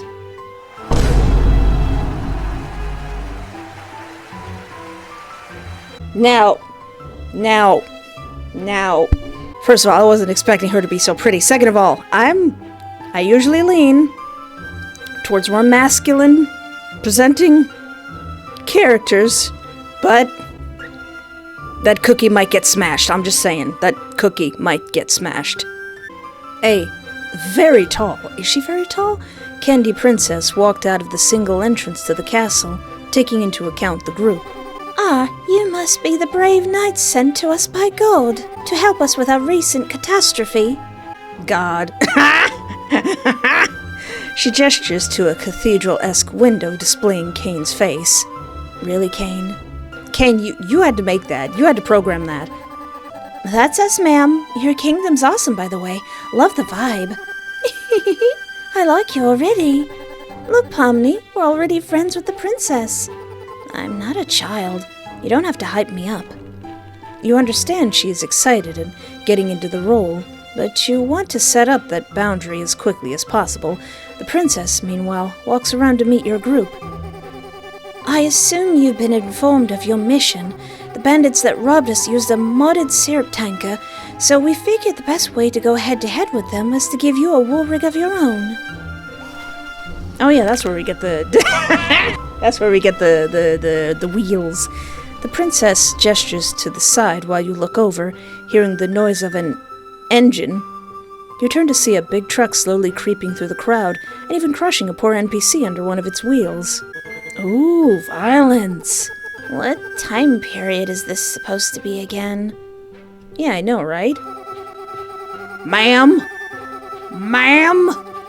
Here's the key back to the kingdom for when you've secured the goods.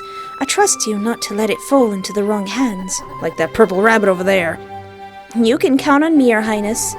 Oh, please, call me Lou. Will do, Lou. I call Shotgun. Shotgun that wabbit. He runs towards the truck and slaps the horn, only for the horn to sound very limp and pathetic. Oh, God. Is that the horn? This sucks. Gangle, you drive. Ooh. Farewell, good knights. I have every faith in you. And with that, you and the others get into the truck. Gangle starts the engine and drives out to the kingdom. Many of the citizens cheer and wave you goodbye as the gates slowly close behind you. Off on this colorful, sugary, sweet adventure. While on this journey, out of curiosity, you decide to check the back of the truck. There was a doorway leading to the back, and there just had to be something back there. You open the back and discover... Hey, Poms, what you looking at over there? There's a lot of knives back here. And axes, spears, and some guns, like a shotgun. Shotgun? You don't have to tell me twice. Give me that. Just don't shoot in the truck. Proceeds to shoot in the truck. Yeah, whatever. You continue to look around the very dangerous back of this truck until you end up finding something that doesn't look like it could maim you easily. It was a pile of scrolls just against the side of the truck. What's this? You pick up one of the scrolls, inspecting it before opening it up. All of a sudden, a small version of the princess comes to life on the scroll, which startled you a bit, but you kept it in your hands. Cute! That would make an adorable keychain. Hello, my brave knights. I am Princess... Lulalu? Was that her name? Princess Lulu, and I see you've found the stash to help you defeat those rotten bandits. I made these special scrolls to warn you, since I did not have enough time to warn you beforehand. You see, the bandits live in a very dangerous part of the desert. The desert? It's up to you to find them. If you want some more information, I advise you look at the other scrolls. I believe that you can do it. What kind of name is Lulilau? Lulilau? You close the scroll as you look at the others on the bed of the truck. Now lost in thought, you think about how useful these scrolls are and how they could actually help out, although you aren't exactly the most excited. It's not like you didn't care about the adventure. You grab another scroll, opening it to see what was going to be inside it. Oh.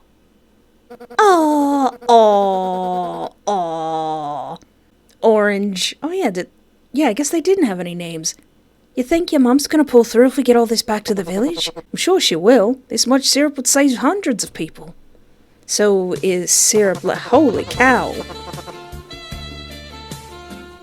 So, before I get distracted by buff gummy goo, so is syrup like a currency? Or is it like a food? We won't know for sure until we get back to the village. Princess Princess Lalelulelo,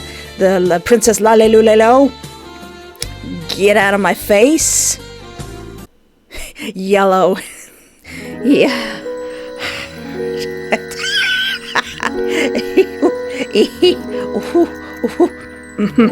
I hope they don't discover my deep dark secret that I am greatly attracted to lizard and dragon men. She's a fighter, though. She told me everything I know.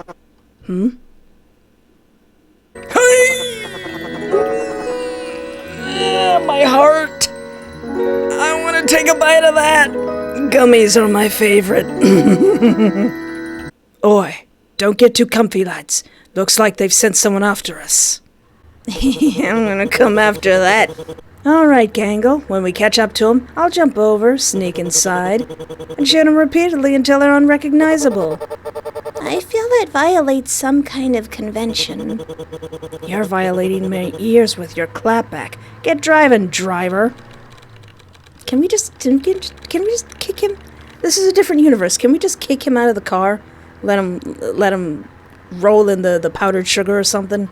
Since when was he the boss? You give him a small, sneering scowl. It seems we have reached our destination of locating the bandits. Ragatha nudges on your shoulder a bit. So, Pomni, I'm sure there's some way you can help out here. Maybe when we catch up to them, we can... You can be assertive. Like this. He suddenly grabs you by the neck, causing you to panic for a brief second. What? Hey! Before you could properly protest. My squishy little body.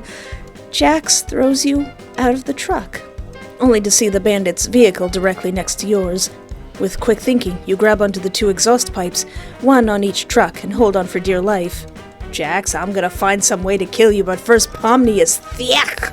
Damn, boy, he's thick! Panicking on what to do now and wanting to kill that purple rabbit for putting you in this dangerous position.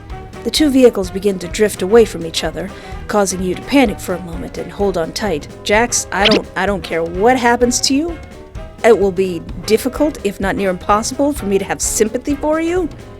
Because he is such a butt. I went and rewatched this episode. He's such a butt. Your arms begin to stretch. Like rubber, they go beyond normal limits, stretching to the point you feel like you're about to split in half. You groan and grunt as your cartoon body really reaches its limits with this one. As if things cannot get any worse, Jax, that purple bastard, peers out of the truck, seeing your predicament. You know what? You know what his color scheme almost reminds me of? Reminds me of Akio, a little bit. Yeah, they both can get thrown into a trench full of scorpions. Oh, that's perfect. Just hold that pose. I gotta get something. Jax, you butthole! I know, right, Pomni? You know, I swear I saw some kind of bazooka back here, but I'm having such trouble finding it. Pomni, take this! He throws the said saver at you, and it, of course, didn't save anything. Thank you, Kinger. You're trying your best. It instead hits you in the head. Here it is. Alright, Pomni, you just stay like that and I'll cross over you. Are you kidding me? As you bounce up and down in rage, your fingers slip and fly towards the tanker, but you grab the edge of the other truck just in time. Jax gives you an annoyed expression. Nice going, Pomni. Now I have no bridge. From behind you, you hear a hatch open and, from the corner of your sight, a purple and red gummy gator lifts himself up and tries to grab you. Ha ha! Gotcha! Me arms aren't long enough. He is then hit by a boot from the bazooka Jax has, making him fall off, but grabs the rope on the end of the truck as the tanker begins to shift into a different direction. He's back there making pizza tower taunt poses. As the truck went along, you look over to see a bunch of sharp rocks and ridges. Turning back to your front, you feel the sudden jolt upwards as the car raises up and swerves towards this rocky road. No pun intended. Pun entirely intended. It turned into one bumpy ride. Even with the height advantage, you do all you can to hold on to the top of the vehicle with all of your might. Okay, bumpy was an understatement in this case. Oh, now we're cooking, he said in excitement and full of adrenaline. He dives down inside your truck as it begins rapidly speeding up, trying to catch up to you and the bandits as quickly as possible. You try to hold on as tightly as possible, but the clap of your booty cheeks is alerting the guards. You try to hold on as tightly as possible, almost slipping off the bandits' tanker. It seems to be built for this sort of terrain, but for the truck the others are in, well, not so much. The truck is rumbling violently, slowly coming closer to you. Ah! From under you, and outside the window of the tanker, you see the head of a yellow-headed gummy gator with a hat on. You can hear him speak. And I'm looking disrespectfully. Oh, these fellas just don't know when to quit, do they? The gruff gator notices the purple one, still holding the ropes as he tries to dodge the rocks coming towards him with his sick dance moves. The gruff one gets rather mad. Hey, quit mucking about and get back up here! Oh, yeah, right. The purple gator starts making his way back up, and all of a sudden you see that the truck that Gangle is driving is suddenly drifting. Ooh. They ram into the other, bumping and scraping against it. You slip, but manage and struggle to stay on as your legs leaned over the edge. Ah!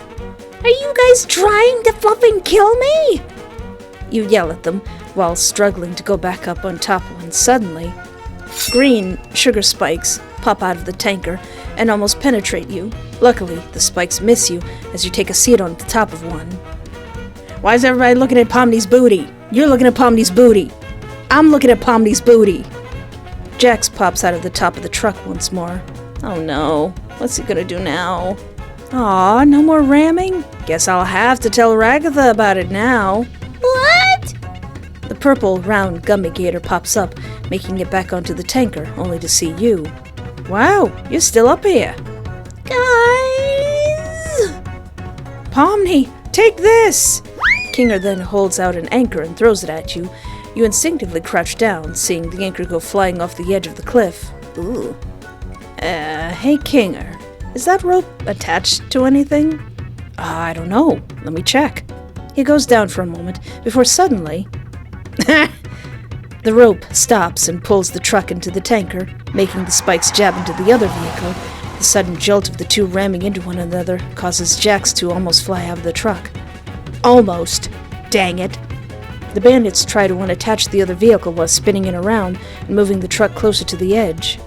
They're able to get unattached from the truck, but in a split second, you lean forward suddenly and fall into a small gap in between them right as they collide, which causes them to clip right through your body. Ooh.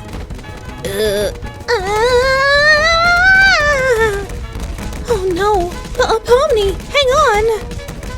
What is happening to me? Man, no clipping must be terrifying for the character.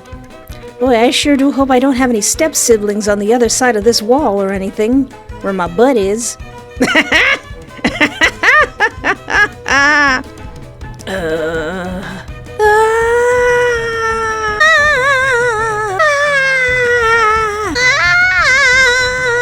Why is everyone screaming? Hey, look out! The two vehicles are about to hit a canyon wall, and instead of a big crash or an explosion, trucks clip into the wall, violently shaking. With extreme force, the trucks are pushed through seemingly under the ground, and then... Wait, did they both get no-clipped? The wind is strong, going through your hair.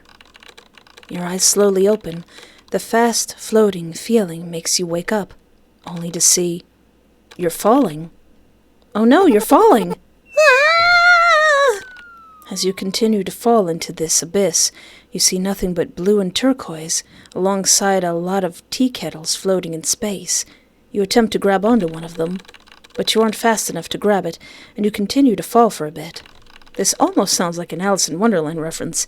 Eventually, you see some sort of bottom. Splat! Slamming right into it, face first, with an echoing smack that echoed throughout the ground. Huh? Ow! You feel something shifting in your hat. Oh yeah, Birza. Adorable centipede noises. Birza freaks out a bit and makes sure you're all right. You give a small thumbs up in response. You struggle a bit, getting up off the ground while holding Birza with your hand. Cool. Looking around, you realize how different of a place this is to the candy place you've just been to. Dark blue floors and walls, straight lines on both, to give a very cubed and almost unfinished appearance. Hello? Anyone out there? Ragatha?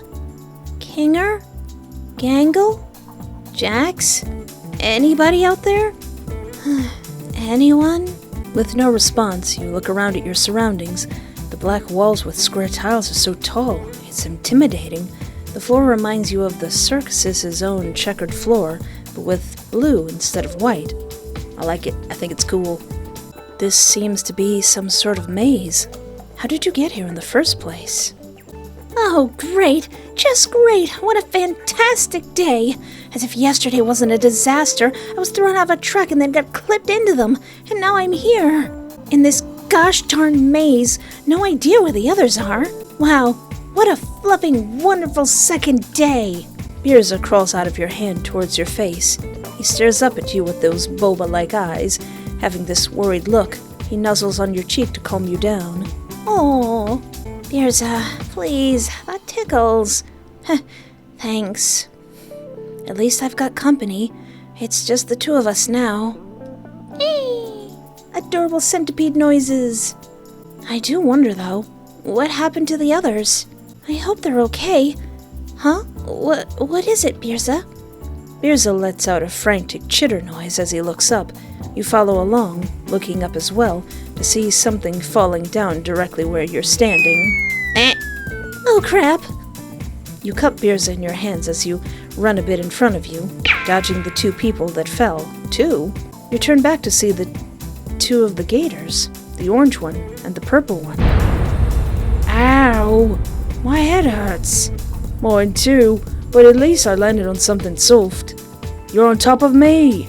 Oh, my bad.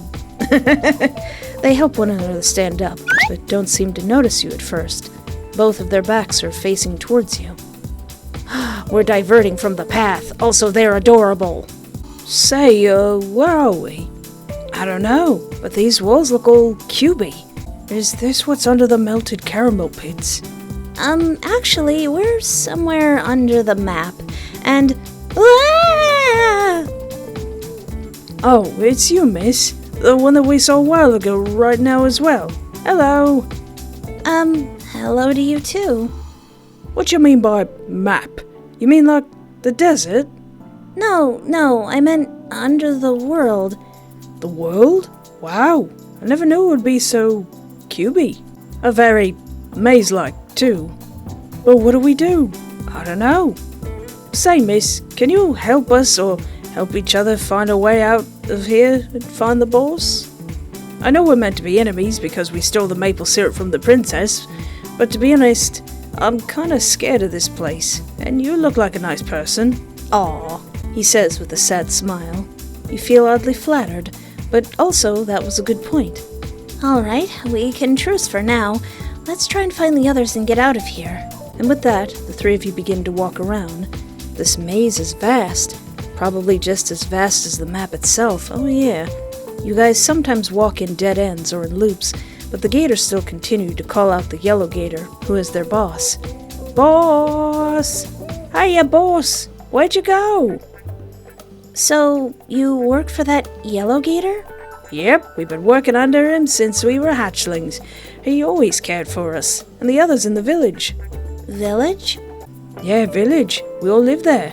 He might as well be the mayor of the village from what he's done to help out. And right now, we're getting that syrup back to the village, to help everyone, but mainly his mum, who's sick. Well, if you all needed it, why not just talk to the princess? I'm sure she'd be willing to share if she heard your situation. The two of them look at you, and then at each other. Democrat.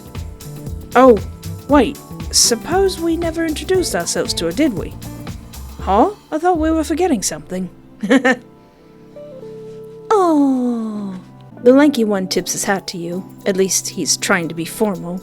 Sorry for the late introduction, Miss Lady. I'm Chad. Max, what about you? Oh, I'm called Pomni, and this little guy in my hands is Birza. Pomni, what a lovely name. Oh, thank you. It is pretty cute. And Beers is a cute fella. And purple, just like you. Yeah. You laugh alongside them. They may be a little dense, but you enjoy talking to them and getting along with Birza. It feels nice to have somewhat peace after everything you went through a while ago. However, something is heard from a distance, and all three of you turn towards it. Although Chad and Max don't know those voices, you do. Uh-oh. Hello? Is anyone there? Guys? I recognize those voices. It's my friends. Come on, guys, let's go. Aw. Oh, crap. I almost forgot. In you go, buddy. Can't have Raggasith seeing you and freaking out. You carefully get Birza back into your hat, which seems to confuse them. Where's the little guy going in your hat? Oh, one of them, Ragatha, the doll, is kind of scared of centipedes. She doesn't know about Birza, so just don't say anything about him. Okay. You start walking towards the voices, the gators right behind you, and once you turn a corner, you see them, Ragatha and Gangle, next to one another, lost and confused, right up until they see you. Hi, girls. Guys! Pomni? Pomni! All of you girls begin to run towards each other. Gangle is relieved, and Ragatha is ecstatic. She's about to give you a hug, but stops midway, remembering what happened earlier. Whoops. Sorry. Hey, it's alright. I'm relieved to see you two are alright. Who's those guys behind you? These two? They're Max and Chad. We stumbled upon one another. We're having a truce until we find a way out of here. Guys, this is Ragatha and Gangle. Well, it's nice to meet you two. Nice to meet you too, Mace. No centipedes in my sight. Not, that's right. Not a single one on sight. What? If we're all here, then doesn't that mean Jax, Kinger, and the other gator are here too? Yeah, we've been calling for the boss the whole time. And we sadly didn't find him. Well, we better get a move on then. Can't find a way out just standing around, huh? You've got it, new boss Pomni. You lead the group around, attempting to find any sort of difference to make sure no one gets lost, but with how samey everything around you looks, you can't help but fear the worst. No time to dwell on such matters, however. After all, it seems the others are getting along. So, if you're made of candy, and so is everything else, what do you eat? Candy! Isn't that cannibalism? Not if you don't call it that. Wow, I'm learning so much already. You turn to Gangle, who is sheepishly walking next to you while occasionally sniffling due to her comedy mask being broken. Hey, Gangle. What happened back there that caused us to fall under here? Well, I think the bad guy truck got too close to ours and clipped into one another, and it pushed us through it and to here. At least it's a theory. Considering everything else I dealt with yesterday and today, I wouldn't be surprised that the collision isn't the best out there. Yeah, Kane is still working on it. Well, at least that explains how we got here. I'm not sure how we'll get out, though. I'm sure you'll find a way out. I think you're very smart. Oh, thanks. Guys! I'm learning so much about gummy gator culture right now. That's great, Ragatha. Did you know that being an only child in their village is rare? Didn't know Gummy Goo was so rare. Who's Gummy Goo? Oh, that's the boss. He's an only child. It's a very rare thing in our village. His name is Gummy Goo? Shh, Kane's naming convention has always been odd, to say the least. Oh yeah, I guess Kane would have named them as well. Okay, fair point. After a bit of walking, you end up on a new sort of path. Finally, progress. Except one thing. It's a fork right in the road. Dang it. Huh, seems we're in some tricky taffy now. You mean a sticky situation? Ragatha. Heh, okay, I'll give you credit for that one. Thank you. Heh, whatever. We have to pick which way we're going to go through now. Why not you pick the way, new boss? Yeah, new boss seems to be smart to know this place. Huh? But why? Okay, then I guess I'll choose, left? You point to the left path, trying to look confident in your answer. Let's go left. Alright, new boss. Yeah, good adventures always go left. Where did you learn that from? I don't know. I hope it goes somewhere. It's gonna go somewhere. You start making your way through the corridor, this place being a bit different from the rest of what you saw. Not only does it have a very long hall, but there seems to be pillars in random places and flowers on the ground, and the further you go, the more flowers appear around you. This place feels so liminal, yet weirdly comforting. These flowers are all sorts of shades of red and pink, and they have this light glow to them. The atmosphere in the group changes as you walk among the petals, becoming relaxed and safe enough to roam around to see the flowers, but not too far away from the group. Wow, these flowers are so beautiful, but they look so familiar. Now that you say that, they look like the same ones that are back in the circus. Back in the circus? Yeah, there's flowers near the lake that glow in the dark. I guess I didn't see those since I'm still new and everything. What's the circus? Is that where you guys are from? Oh, yeah, we live on this floating island place called the Grounds. We have a lake, a carnival, and in the center of it is the circus. Oh, that makes sense since you guys don't look or smell like candy, though my nose might have stopped working. A circus? Wow, that place sounds amazing. Tell us more, please. Also sounds digital and amazing. Well, there's Kinger, who is a white king chess piece with a purple robe. A very fluffy robe. A king? What does he think about democracy? He likes bugs. He's not a Democrat, as far as I know. I don't think he even knows that word, or if he did, he doesn't know what it means. Phew! Oh, there's Zooble. They didn't join us, but they're really kind despite being intimidating at first glance. Their appearance, though, a very geometric person. That's not the best description for them, especially since they change their limbs around every day. Jax is this purple bunny with overalls. He can be a jerk sometimes, since he loves pranking people here and there. But deep down, I think he's really a nice guy once you get to know him more. I can assure you of that. Sounds like a nice fella.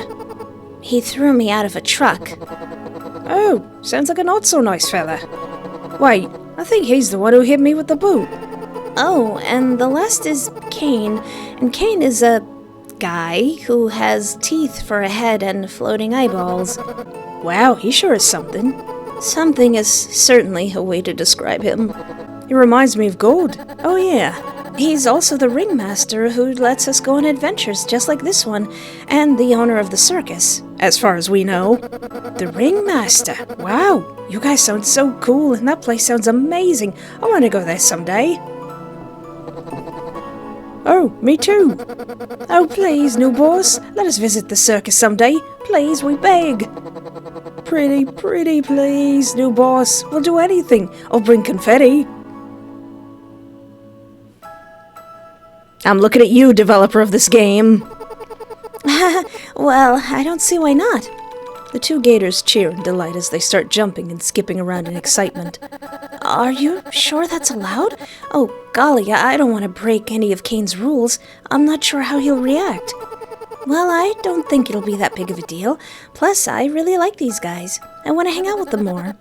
I suppose you're right. I mean, he's a very nice and silly man, so what could go wrong? No, boss, come quick. You have to say this. You, alongside the other girls, quickly run towards Chad's voice. Him and Max seem to be a little further away from the group at this point, but once you find them, you also see... Wow. This place it's beautiful. Out of all the adventures I've gone through, I've never seen such a beautiful place like this. Kane did a pretty good job, don't you think? I guess. It's alright. Wow, this place is a beauty. So many pretty flowers. Big pillars are all around, similar to the last room, but this time flowers are in every corner and have this pastel color to them. And weirdly, a lot of TV sets on the ground. Some are off, others are on. The ones that are on only have a white bright screen. The only noise echoing out is a light static. This place gives this dreamlike energy. It's bizarre and yet somewhat magical to see and to exist in. Even near the path, you can see just how vast this place really is. Although it makes you wonder where you are exactly, more and more. This place is so beautiful and peaceful, it makes me not really want to leave. No, I just remembered something, that this place is like below the game, so we aren't even meant to be down here, so why would Kane make a place like this? And then I'm forgetting that this is a fan game because it's so good. Me too, I want to stay here a little longer. I don't know. We still need to find the others. What if there's a dangerous area in here? What do you think, Ragatha? Well, at first I was worried, but I sort of doubt that they're in actual danger, especially if there's spots like this all over the big maze. So, no need to worry. They're probably in a very lovely area like we are. Plus, look at this place. I suppose you're right. All right then, what do you guys want to do here? Oh, how about we make flower crowns? I've always wanted to have a flower crown. Gasp! A crown made out of flowers? That's way better than a crown made out of candy. Oh, good idea. Does anyone know how to make a flower crown? Just little old me. I'm a professional at making flower crowns. I can teach you all how to make them. You guys can find the flowers you want for your crown. Oh, Ragatha, can you make me a flower crown? Everyone spreads out, looking for the flowers they want for their flower crown. Chad and Max mostly just skipping around the meadow and playing around a bit before they eventually got tired and began to actually pick flowers. Gango carefully looks at each and every flower before gently picking the ones she likes the most and placing them neatly in her cloak to carry them around. Aww. Ragath first watches the gummy gators frolic about before gathering flowers herself. As for you, since Ragatha is distracted, you go in the opposite direction from the group before putting your hand in your hat and pulling Beerza out of it. I think he's going to like this too. There's a lot of flowers here, all pretty, but with so many, I don't really know which one I want. Can you help me pick some out, little buddy? Aw. Lilac, smoothie bar, cotton candy. I'm a fan of lilac myself. Oh, that's a good choice. Guess it kind of works with this outfit. Thanks for the help. Happy Beerza noises. You start picking the flowers that Beerza chose for you before you put them back in your hat while you head back towards the others. First, you get 2 flowers of your liking. Next is you put it under a loop and over the top. That will lead you to having a tiny knot. After that, you keep the stem horizontal, take another flower, and repeat. Oh, I should be writing this down. Thank you, Ragatha. Keep going until it's the right length for it to fit on your head. And last is that you use the stem on each end, making a big knot in which you have finished your crown. Ta-da! All of you are amazed at how quick and easy she made it, and how it looks so easy to her. She truly is a professional flower crown maker. Some time passes by, and everyone finished making their own flower crown, with a little help from Ragatha, of course. Aww. I've finally done it! Quite proud of myself. I've finished mine too, and also made one for our boss when we find him. Good idea, mate. He's sure to love this one. Aww. I finished mine as well. Even made these cute little flower bracelets too. You can have it. Oh wow, thank you. Oh, hey, you finished yours too, and it looks amazing. Oh, thank you. I think I overdid it by picking a lot of flowers. I mean, I still have some left. It's fine. We can still try using them in some way. Well, what are you waiting for? Wait, I don't think you want to remove my hat. Oh, but of course I do. How else are we going to put that flower crown on your head when your jester hat is in the way? Uh-oh. You won't like what's under this hat, trust me. Oh, come on, don't be like that, Pomni. If you think you're bald or something like that because of unfinished models, I can promise you you're not. I mean it. Stop. For your own good, Ragatha, stop. Miss Ragatha, look! I can cartwheel, look! Look, miss, I can also cartwheel too. Oh, wait, I don't think I can. My arms are too small. Wow, that's a really good cartwheel, Chad, and Max, you did your best. Yay! You quickly remove your hat and hide Birza yet again before Ragatha has even the slightest chance to see him. Pomni's like, nothing. I was doing nothing. I was only kidding. Now you can put it on me. Okay. I'll get right on that. Ragatha puts your flower crown on your head along with the rest of the flowers in between, some of the locks of your hair. Oh, that's so cute! Oh, that's That was not English. That was not any kind of understandable language. Wow, you look so pretty, Pomni. Really? Of course. The crown you made looks so good on you. You might start to make me jealous. Oh! Thank you, Ragatha. That means a lot. Anytime, Pomni. Anyway, we should go, guys. Oh, man, I want to stay here a little longer. Oh, well, the boss will certainly love this for sure. Thanks again for making these bracelets, too. I'm glad you like them. I'm going to miss this place, I'll admit. This place is so lovely, and it's not even a place Cain made for us. At the end, your group manages to leave that long part of the maze. You look around, looking back at the place one last time before moving further. Despite it being strange in nature, you know you'll kind of miss it. No, my crown, my beautiful flower crown. Gasp! Oh no, the boss's crown is gone too. Oh dear, I guess those flowers can only survive in that area. I'm sorry, boys. I'm sure Gummy Goo would have loved it. Oh, Miss Gangle, the bracelets you made are gone too. Sniff, I know, everything, Sniff, is gone. I'm sorry, guys, but we have to keep moving. After a moment more to grieve over the petals, they eventually all silently agree. You put your hat back on before you all continue to move forward. Aww.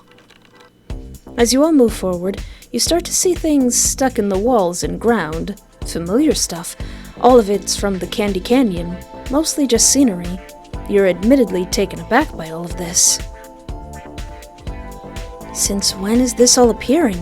What's the point of this place? You still didn't know, even after that room you found within the maze. This feeling in your gut begins to grow as you continue to see the high sugary scenery like lollipops and taffy. But then, everything stops when your whole team hears a voice in the distance. Hello? Anybody there? Hey, is that boss? Oh dear, I don't think I'll be able to be normal about seeing the boss again. The group starts to run towards the direction of that voice, the supposed Gummy Goo that you've heard about multiple times from them. Chad and Max start shouting out for him, and it doesn't take long until you spot him.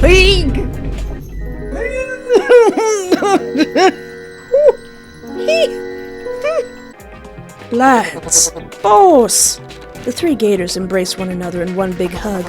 Let me get in there, guys. I bet it smells delicious. Jeez, I thought I'd never ever get to see you again, lads. Are you hurt? I don't know where we even are. We're alright, boss. It was a bit scary at first, especially without you. But with the new boss, Pomni, we managed to find you. Hello. Well, hello to you too as well, Pomni. Thank you for watching over me, boys. I hope there weren't too much trouble for you. Nope, not at all. They were little angels. Well, it's nice to finally meet you. Chad and Max have been talking about you a lot. Wow, you're better looking in person, I see. I know, right, Ragatha? Right, Ragatha? Right? Yeah, right? Golly, guess Kane's been making you better by the day. Thank you. Wait, what? Anyway, my name is Ragatha, and this here is Gangle.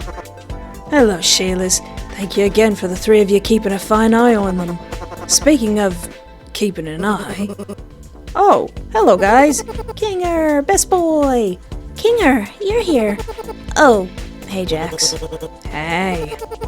Huh, no snarky remarks this time? Jax, what's wrong? Is everything alright? No, everything is not fine, because this adventure is super boring. And I thought falling into a creepy maze would actually be fun, you know? Dangerous monsters, traps around every corner, horrors beyond any of our basic comprehension. But no. All we got stuck with is this path full of butterflies and bees, and the bees don't even sting you. You know, the thing that bees are meant to do? Oh, the butterfly path is my favorite. I like that one. Well, I hate this place. We sure miss you too, buddy. Alright, enough of the chit-chat. What we need to do is get out of here fast. I suggest we follow the path. It should lead us right back to the canyon. How would you know that? Now that everyone became one large group, you all proceed to follow along the candy path, and the longer you walk down it, the more candy-like it becomes, still attached to the walls. Oh, that's convenient. You travel a path that only loops around, and another that doesn't lead anywhere. I'll go anywhere as long as it's behind gummy goo and this gummy goo. A maze is still a maze after all. After some time has passed, you come across a big and empty room at random. There's some open corridors on the sides, but besides that and how candy-like the halls are, it was empty. Well, mostly. Boss, look! I see someone in that corner over there. Maybe they can help. Max points to what seems to be a group of what you could assume to be candy folks, but too far away to really make out, right in the corner of the room. Uh-oh. We see the truck they had too, which gives you a bit of hope. The group runs towards these figures as a few called out to them, but oddly enough, they don't seem to really respond. They're just standing there, their arms slightly elevated from their torso. Excuse me. Don't mean to be a bother, but me and this crew of mine have been stuck in here for who knows how long, and we need... Oh no! Ooh. What the heck is this? Is this us? Boss, look! In front of everyone, there's a line of characters. Most you've met, while some you've not. All of them are standing in the default pose for a character model in games. Why is the princess here? Why aren't any of these folks moving? What's going on? It's obvious that the discovery is making the Gummy Gators horrified and confused. Chad is attempting to converse with the princess model, even touching her hand, expecting her to move, but she doesn't. Max is practically shivering as he stood in front of his models, frozen in fear as he doesn't know what to even do at this point. And as for Gummy Goo... Oh! He's like, am I really this hot? He looks right at his other self, shocked by this. His breath becomes heavier as he raises a shaking hand up to poke and prod at his own face. He lets out a gasp of terror and realization as he steps back from the model.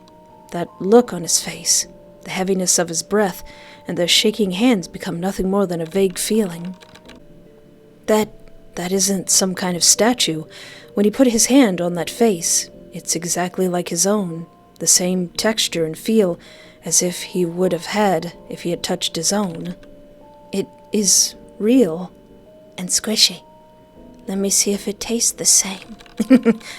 Emotions flood through the gator's head as he looks at his own face. Is it anger? Fear? Confusion? Seems even he has no clue what it is. Oh. What's all this? Why don't any one of you have whatever this is? Why is not a single one of you up here? Okay, hold on now. Let's try and calm down, Gummy Goo. I promise it's going to be fine. Calm down? Calm down? How the bloody heck can I be calm? Why do me and my lads and the princess and everyone else have these statues up here, but none of you have them? His voice is shaking as he attempts to control his anger, baffled at the mere thought of being told it's going to be all right. What are you people? What am I? What is all this? Why Why is there another me? Oh, God, enough of this crisis thing you're going through. You know exactly what you are. Jax! Enough! What are you trying to say, huh? Are you implying I'm overreacting? Is that it? What I'm saying is that you already know you're an NPC, you dumb pile of living sugar. What are you on about? Ignore him. Just please don't listen to him. He's just trying to mess with you, like he does with everyone. Okay, let's try and take it easy and... Oh. What does this mean? He said NPCs? What's an NPC? Well, that's not what it's not... I'm not entirely sure how to explain this, I will admit, but, well, NPCs are... You're not real. Everything about you, bozos, isn't real. You ain't nothing more than a character in some code. Ones and zeros that no one cares about. I cares about them. The only reason you were made is to keep us players entertained. That's it. All of this personality and backstory bullcrap is nothing more than that. A background. Backstory? Fake. Any kind of relationships? Not real. Motivations and morals? Throw that right out the window. Because that means nothing, too. NPC means non-player character. There's nothing behind those names of yours. Hope you sleep well knowing that. If you can even sleep, that is. Jax, what on earth is wrong with you? Actually, what is wrong with you? That's not something to just say like that. Broke the facade already, huh? That's a new record. Where's Mom? Shouldn't she be here? With everyone else? I can't even remember her face. Did she even have a face? Boss, I don't feel so good. Oh, don't bring the baby boys into this. Well, I'm heading out. Come on, you logs. Are you serious? We can't just leave them like this. You want to get out of here, don't you? You can sulk all you want with them. I'm out of here. Jax starts to walk away from the group of gators as Kinger and Gangle follow behind. Ragatha looks conflicted, but considering how Gummigoo reacted to her attempts of comfort, she reluctantly starts to follow, but not without looking back at you. Are you coming with? You look back at the gators, who are now sitting in their dread, fear, and sorrow. Oh, not right now.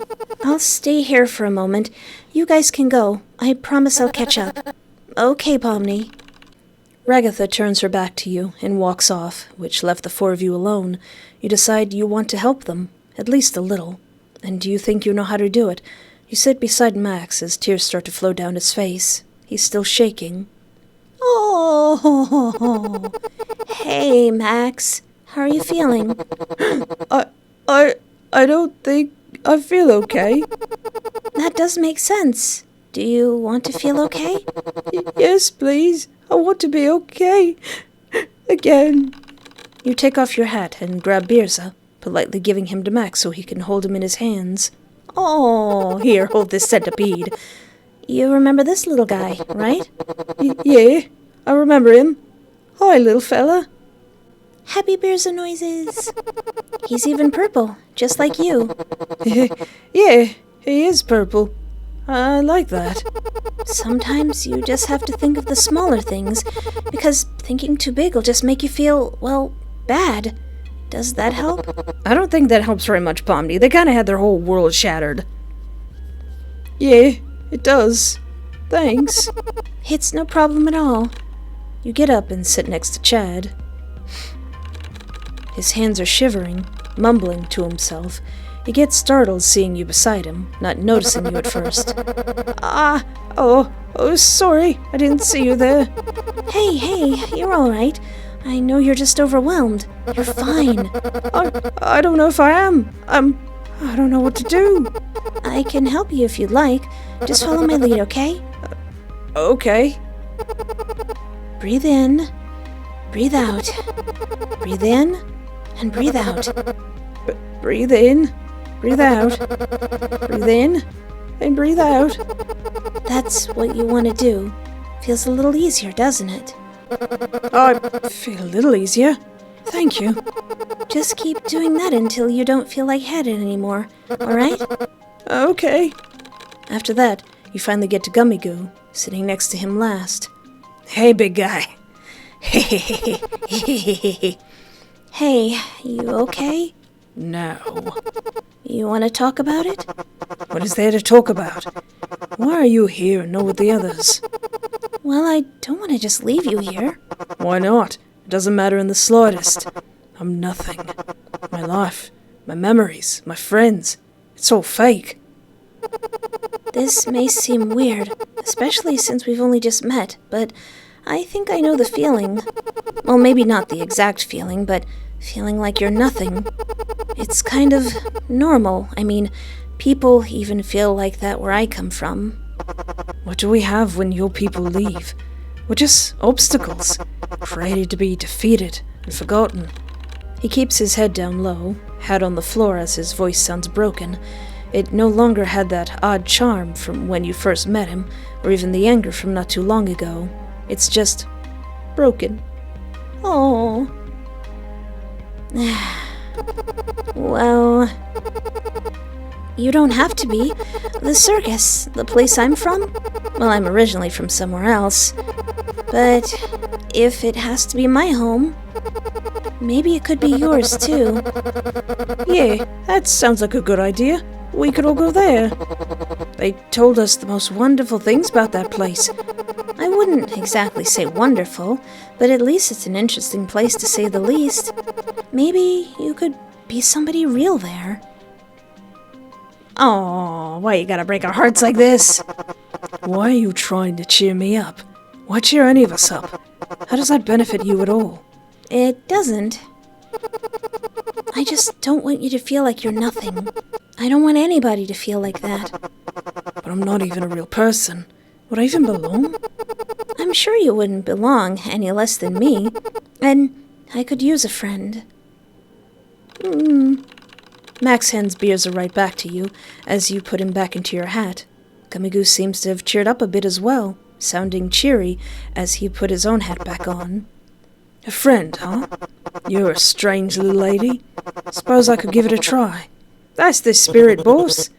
Come on, are you kidding me? You turn around just to see the other group coming out from one of the other pathways. Oh, it seems we went in a big loop. Yeah, no kidding, Kinger. Hey guys, welcome back. Hello again.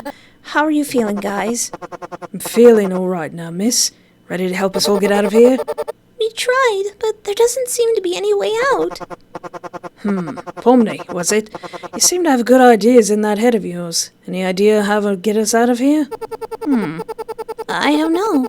Maybe we can mess with the collision of this tanker we have, like what happened to get us all down here, but reverse. Not really sure how we could.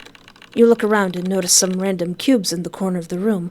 Decently sized, too. And that gives you an idea. Wow, putting the cubes down just to have them clash. Very smart and neat. Alright, I'm just throwing stuff at the wall here. You sure this will work? If this doesn't work, we can try something else.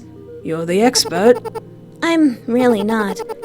Getting collided by two trucks that caused an error into here is not exactly something I recommend. You turn the key, turning on the engine, which causes the cubes under the wheels to start colliding, resulting in vibration of the truck.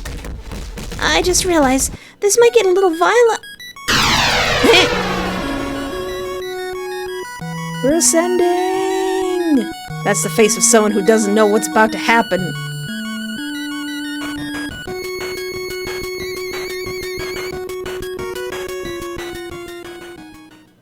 Oh yeah, we gotta finish the actual mission? Ooh.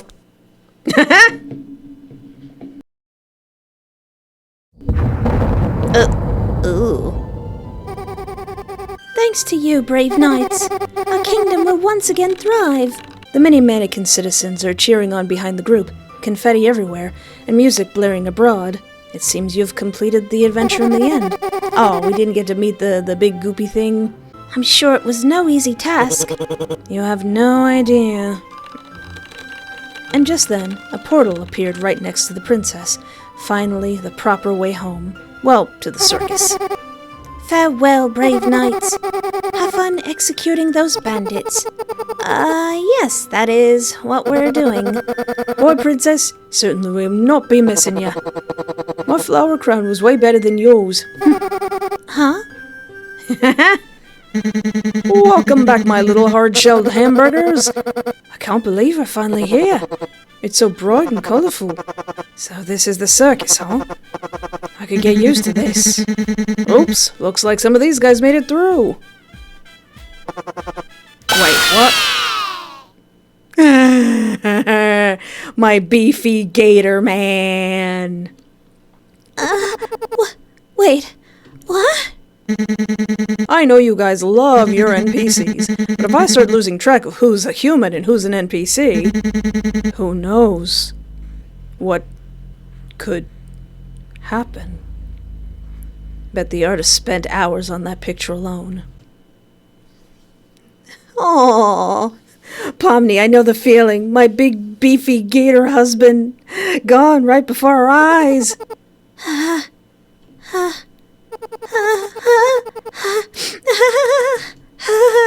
Oh, that is not supposed to happen. Here, have some water. Drink your sorrows away with some hydration to recover those tears of yours. Ha! With a small snap of the fingers, a glass of cold water pops right into your hands. Speaking of hydration, I'm going to go and also drink water. It's been a while since I've done that.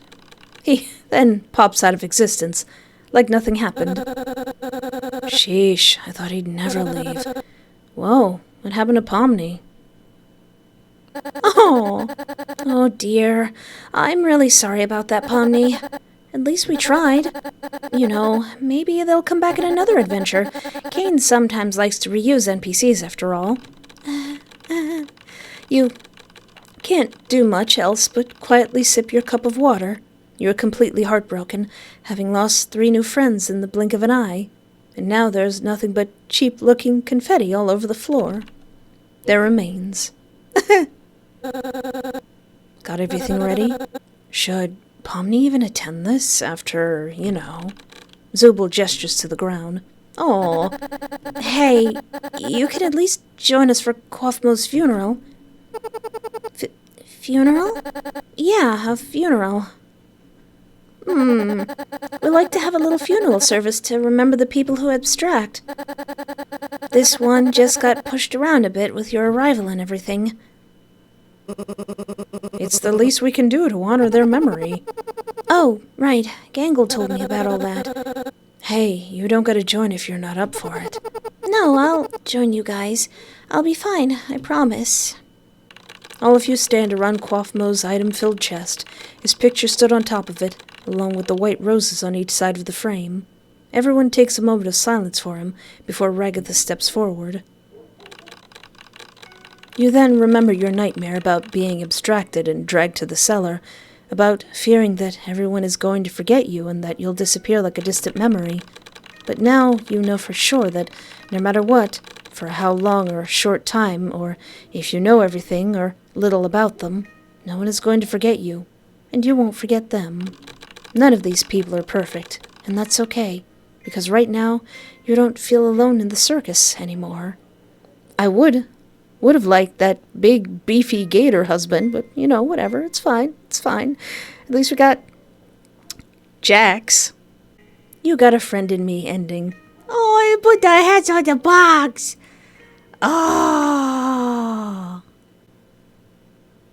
Oh, now Pomni has very mixed feelings. He took away her new friends right in front of her. What if I go back and pick right? Does anything change if we go right? Is it horrible? You point to the right path, trying to look confident in your answer. Let's go right. Alright, new boss. Yeah, right seems like, well, the right choice. Oh, I see what you did there. Learning from Ragatha's humor, huh? I suppose I am. Perfect. People are now understanding my humor. I should start a cult about me.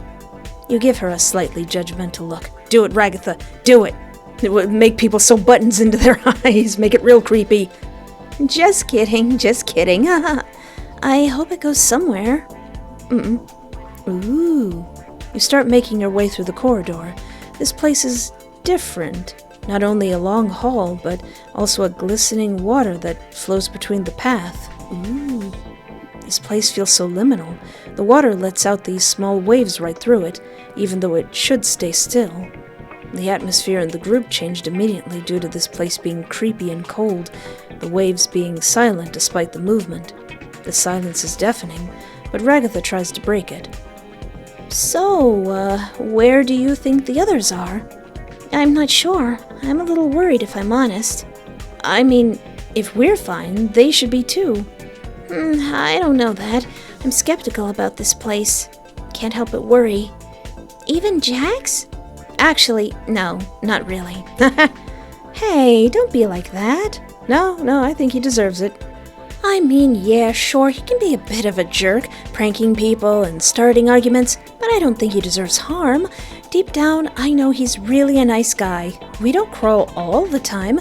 Sometimes we hang out and have fun with each other. And you could be friends with him someday, Pomni. Exactly, Pomni. He fluffing threw me out of a moving truck.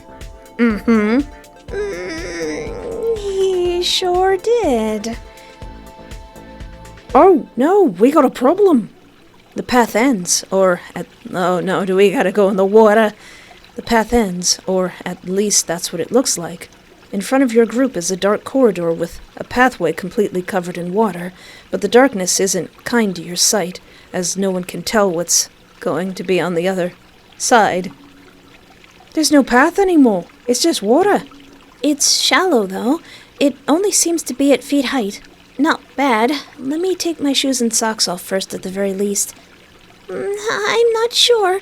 I don't think my body really likes the water since, well, ribbons and all that. No need to worry. I can carry you on my back if that helps. Really?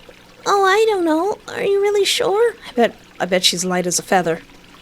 It's not a bother. Plus, you'll be as light as a feather. As light as ribbons. Thank you. Oh. Chad helps Gangle to get on his back, her ribbon arms wrapping around him like Christmas lights. Oh, at least Chad now doesn't need his arms to carry her. Okay, new boss, we're ready.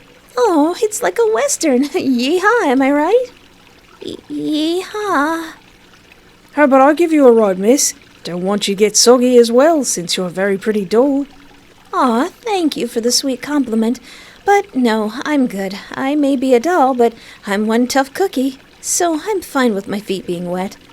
New boss, do you want to ride? I'd have to decline as well. After all, I know my body weight will weigh you down. I'm too heavy. Hey, if Bubble can carry you, so can he. Aw, Pomni. Anyway, let's not waste time. You're the first to step into the shallow water and walk towards the dark corridor tunnel. The others soon follow you. It goes from just normal darkness to one so pitch black you can't even see your own two hands, much less what is right in front of you. The rising fear of not knowing what's going to be at the end of this corridor, or what could potentially be awaiting in the dark as you all walk for a while now, worries you. Is your group still behind you? The silence is deafening. You decide to break it to make sure your paranoia didn't get the better of you. Is anyone still with me? Don't worry, new boss. We're still here. I want to get out of here. I hate this place. I don't like it either. This place gives me the creeps. It's so dark. I'm scared to trip and get wet. Wait, I think I see something. Look. Ooh. Ragatha points out a small light at the end of this eerie black passage, which must be the way out. You hope it is. That must be it. Let's go, guys. You sprint as best as you can towards the light, the sound and the echoes of the splashing water helping to ease the eerie feeling, especially when the others run right behind you. As the light at the end gets bigger, and even presumably brighter, you begin to wonder what's going to be on the other side. Is it safe? Dangerous? Are the others going to be there? Before you can really think about it, you and your group make it to the other side and see. Ooh. Wow. This place it's beautiful. Out of all the adventures I've gone through, I've never seen such a beautiful place like this. Kane did a pretty good job, don't you think? I guess. Wow, this place is a beauty. It's so much better than back there. It's so pretty and blue. The water seems very deep, but thankfully there was a visible path, the water itself being a lot more shallow than the rest, especially at the very end of the area itself. There are various shapes, such as cubes and spheres, among others floating in the water, and tea kettles floating above in the vast sky, pouring the water down, almost like a waterfall. This place is mythical. That's the only word you can find that makes sense for such a sight. It's like a waking dream. I'd love to have a waking dream that looks like Blender. Something that you can't help but look at in awe. Miss Rags, can I ask you a question? What is it, Max? So, you're not made of candy or anything, right? You smell a bit off. Smell? Yeah, you don't smell sweet. You smell sour, at least. I think it's sour. Oh, right. Well, we're from this place called the Circus. It's our home, but Pomni is still new to the circus, and this is her first adventure. Adventure? Kane lets us go on these adventures that are out of the circus to keep us mentally healthy and sound, like this one. Well, minus us being trapped in this weird maze place, but that's neither here nor there. Wow, you almost go to crazy places. But also, who's Kane? Right, Kane, he's our ringmaster, and he owns the circus, more or less. Although sometimes a little intimidating, he means well. He has quite the spirit.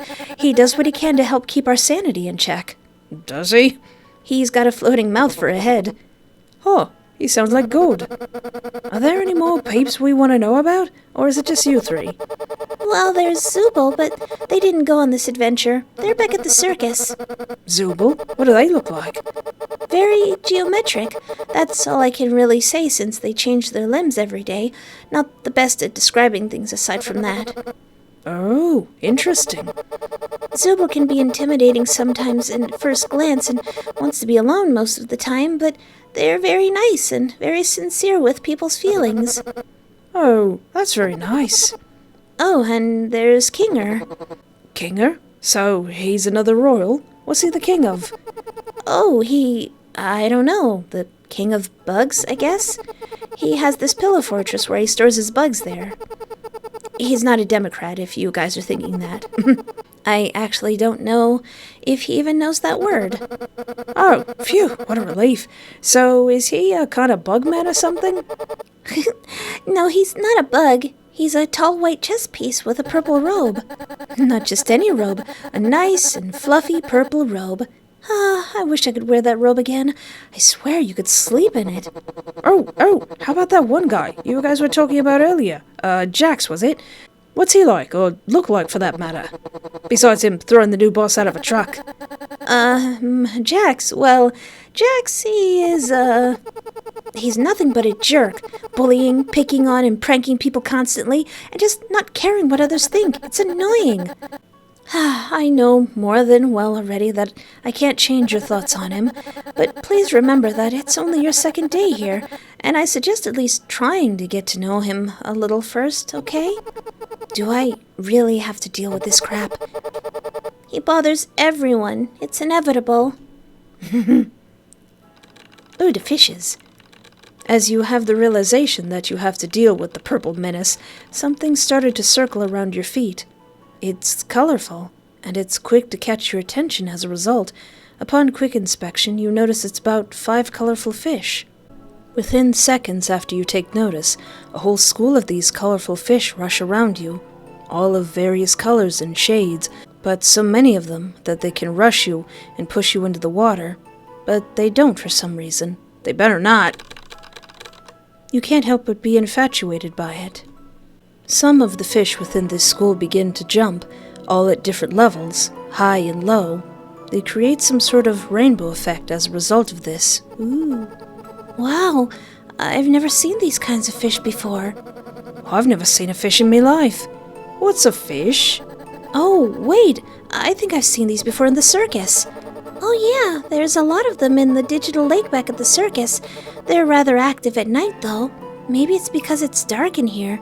They're active all the time. Man, every time you talk about the circus, I can't help but be a mighty bit jealous. But must be a lot of fun there. And not to mention that King guy sounds like a lot of fun. Well, maybe you two can visit after all this. Gasp! Really? You mean it? Pomni, are you sure? I don't know if it's allowed or not. Well, I don't see them visiting as a bad thing. I'm sure Kane will get it, even as eccentric as he is. Plus, we're quite helpful, so if he needs help with something, I'm sure we'd be quite fit for the job. I suppose you do make a good point. Oh, now I can't wait for you guys to see the circus, and to see Kane. I'm sure he'll be surprised. I like surprises, so maybe he'll like them too.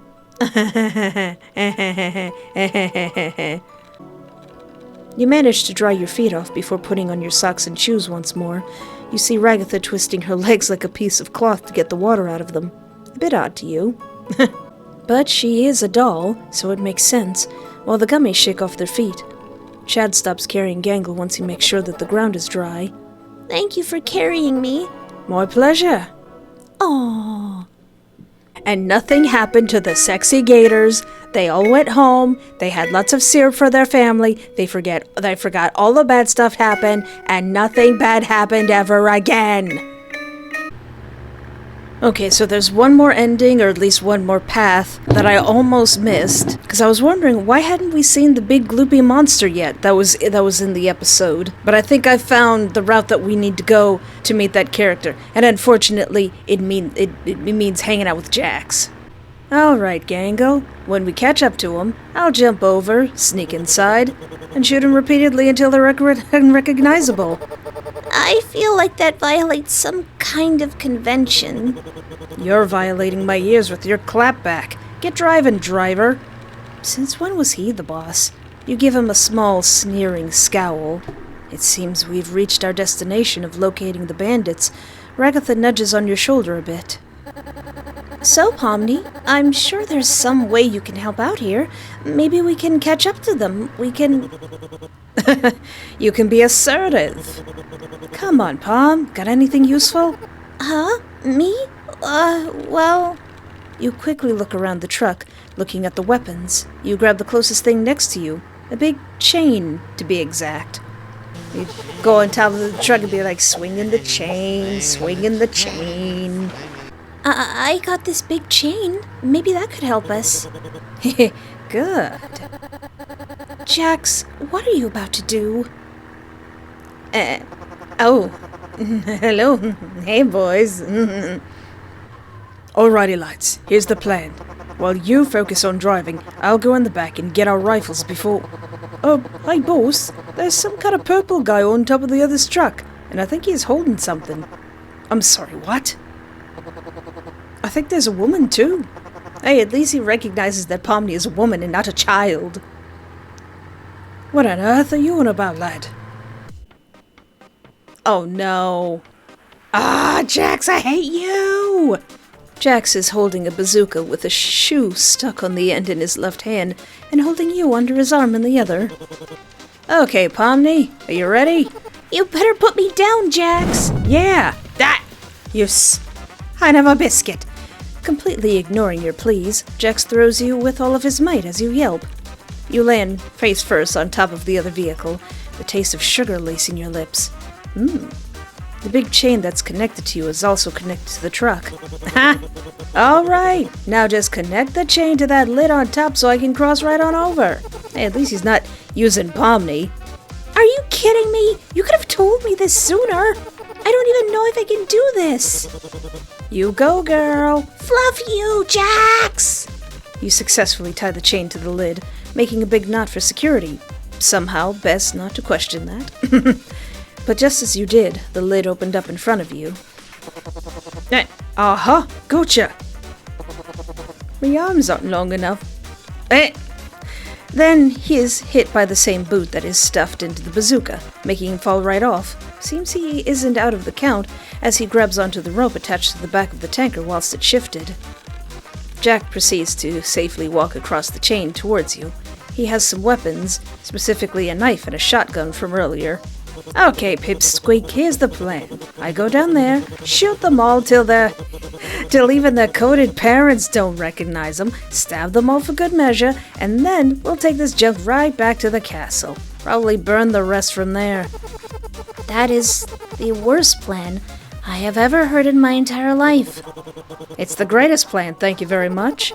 I'm sorry, aren't we supposed to be helping the princess? Because I don't think killing her and burning the kingdom is doing that. Also, are you even capable of fighting them? Let alone killing them on your own. Please, I'm capable of just about anything. Just watch, I'm gonna fight their boss easy peasy. Gotcha! Gasp! Jax! Get him! Get him! Out of nowhere, a yellow gator-looking bandit pops up and grabs Jax by the neck before dragging him down into the tanker. You can do whatever you want with him. And then you can do whatever you want with me. Oi, there's still someone up there. But boss, I'm still driving. This thing's modded. Use that auto driver, whatever it's called. Oh, it does exist. I could have been using that the whole time. Jax bites the yellow gator, making him scream while letting go of the rabbit. You taste just like pineapple. And I hate pineapple. I love pineapple. It's actually my favorite flavor of gummy. Enraged by this comment, the gator tackles Jax to the ground, continuing their fight. Oh, hello, miss. Hi. What a chaotic day, isn't it? I'm Chad, by the way. I'm Pomni. Punches and kicks are thrown at one another, both getting their licks in, no pun intended. Pun entirely intended. But it's more than clear the gator is winning this roughhousing. That is, until Jax manages to grab onto a bat, hitting the other in the head, causing him to fall over onto the ground. No! Ha! Ha! Is that it? Huh? How, big guy? That's all you got? I'm just getting started. Yeah! The gator slips his hand under a compartment and pulls out some hard candy and gumdrop knuckles. Aw! Punching Jax square in the face. It stuns him, making him let go of the bat while getting hit a second time. His vision blurry from the clocks to the face, Jax goes to grab the bat again, but this time throwing it at the other. Although the gator dodges, it gives Jax the time to jump at him. And just a little far from the village is the barn, where we take care of all the critters, both little and not so little. I always like taking care of the sheep and the most, 'cause they're always so soft. Aw. Aw, that's so sweet. I wonder what the wool is, considering the world. I'm assuming it's cotton candy, right? Correct, and I'll tell you, it's the fluffiest and most colorful sheep you'll ever see. We got pink, blue, green, well, just about all the colors of the rainbow. Oh, wow. Makes me wonder what the other animals are made out of. Ah! Jax, don't kill my husband! Seems the gators really do plan for a fight, considering how many backup weapons the rabbit and gator ended up using on each other. Melee, long range, soft and hard. Not that kind. Well, I don't know. It seems very cartoonish, so it makes a lot more sense than one would imagine. You got a candy chainsaw? Where did you even get a chainsaw? We ain't even ever packed one of those. Well, it's now mine, and it's not your problem to think about. It's our stuff. Of course it's my problem. Give it back. And that's why it's now my favorite thing to eat for breakfast every morning. Any other questions, Mum? Wait, isn't that considered cannibalism? I'm not sure. Best not to think about it. Huh. Well, you're still up here. Oh, Max, this is Pomni. Pomni? Max. Just having a nice fine how do you do up here. Oh, hello there, Pomni. Hi. Say, where's the boss? And should you be in the front driving? It's an apparent autopilot. Never knew we even had it until 5 minutes ago. As for the boss, he's... Ah, that's my tail, you vermin. Oh, they're down there. All three of you look down into the vehicle, seeing scattered or destroyed items all over the floor of the truck, the two just resulting in using fisticuffs now. There's too much going on to really see who's winning and losing. Don't you think we should help him? I mean, he looks like he's having some trouble. Nah, he'll be alright. What about you, miss? Aren't you gonna help your rabbit pal? He looks to be struggling himself. No, he's fine. He's fine. Ah, you shot my foot! I thought you didn't need those toys, big guy. No, not really. Yeah. The gator gets on his hands and knees on the ground, exhausted. Jax, while his legs are trembling as he's struggling to stay up, put his arms up in victory, seemingly proud. That's right. No one and I mean no one, messes with me. I am the champion. Right before he finishes his sentence, the bandit pushes himself up before using all of his strength to kick him right in the... Oh, that's... Yikes. No way, he kicked him in the nods. Hey boys, did you manage to capture one of the enemies yet? Yeah, sure, I'm good and captured, sir. You can do whatever you like with me now that I'm your prisoner. Oh yeah, we were supposed to be doing that, huh? We caught one, boss! We did it! Yay! Yippee! I'm here to rescue you! Kinger, who is now poking out from your group's truck, holds something up. At first you can't see it, but Oh god, that's an anchor! How did he even get that? he throws you the anchor, and both you and the two gummy gators duck under it, seeing it fly off the edge. Kinger, you good? Did I do it? The rope attached to the anchor stops suddenly, causing the truck to get pulled towards the tanker. The spikes on the car jab right into the other, and the sudden jolt causes Kinger to fly towards you, whilst Chad and Max fly right into your truck. Oh, hi Pomni. How has your day been so far? Oh my god, look out! Waha! You seem to notice that the two vehicles were speeding directly towards a cliff. Panicking, you call out for Gangle. Gangle! Hit the brakes! Hit the dang brakes, Gangle! We're going to die! What? Gangle pops her head out of the rider's window, looking at you in confusion as you called out for her. That is, until she sees the giant cliff you're all going towards. But it's too late for her to react. Due to the trucks being connected, you all fall right into it. You grab onto Kinger tightly, and he does the same to you. You both scream your digital lungs out, Gangle joining in as her ribbon arms flailing about it from the window. You don't have much time to see the chocolate river at the very bottom of the chasm before... Ew.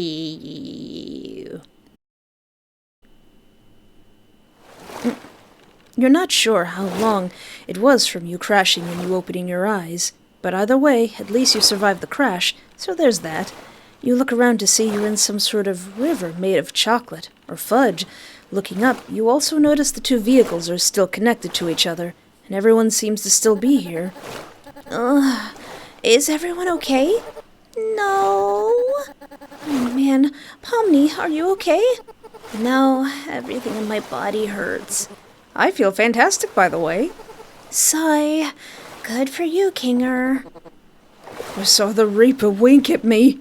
And with that, Chad and Max pop out of your truck, fine as well, even though they did kind of capture you for a moment. You're relieved everything is fine aside from some bruises. Well, except for one. My nuts. Well, let's make sure they're good and broken. Oh, Jax is alive. I didn't know you had peanuts in your pocket. How are they? Kinger. Shut up. What the bloody heck just happened? Where are we? Wait a minute. I know this place. We're in the fudge territory. Look at what you maniacs did. We were so close to bringing the syrup back to the village, but now you trapped us down here. We're doomed. The fudge? Don't worry, guys. I got this. I'll eat every drop of it. Or die trying. But you're the ones who stole that syrup from the princess. She needs it for her people. Well, we need it. Our village is very sick, and this stuff can help our folks, including my mom. And that gritty princess wouldn't let us have any. We didn't have much of a choice. Wait, are we the bad guys? Are we the baddies? Oh no, I don't want to be the bad guys. Oh dear, we had no idea. Maybe if you told us sooner, we could have found a way to help you instead of all this. Oh, really? You mean the same one who attacked me and the one who chained us to you could have helped us? Well, we're stuck here, no thanks to you. Well, I'd say you're the real reason we're stuck here in the first place. Actually, Jax, you were the one who... Thanks to you guys, we're one tanker away from being Augustus Gloop. Oh, trust me, We're in much worse danger, bud. We're in fudge territory, and it's worse than just some fudge river you can find anywhere else. You're saying it like the fudge is some person. This just looks like a river full of chocolate to me. I am referring to someone.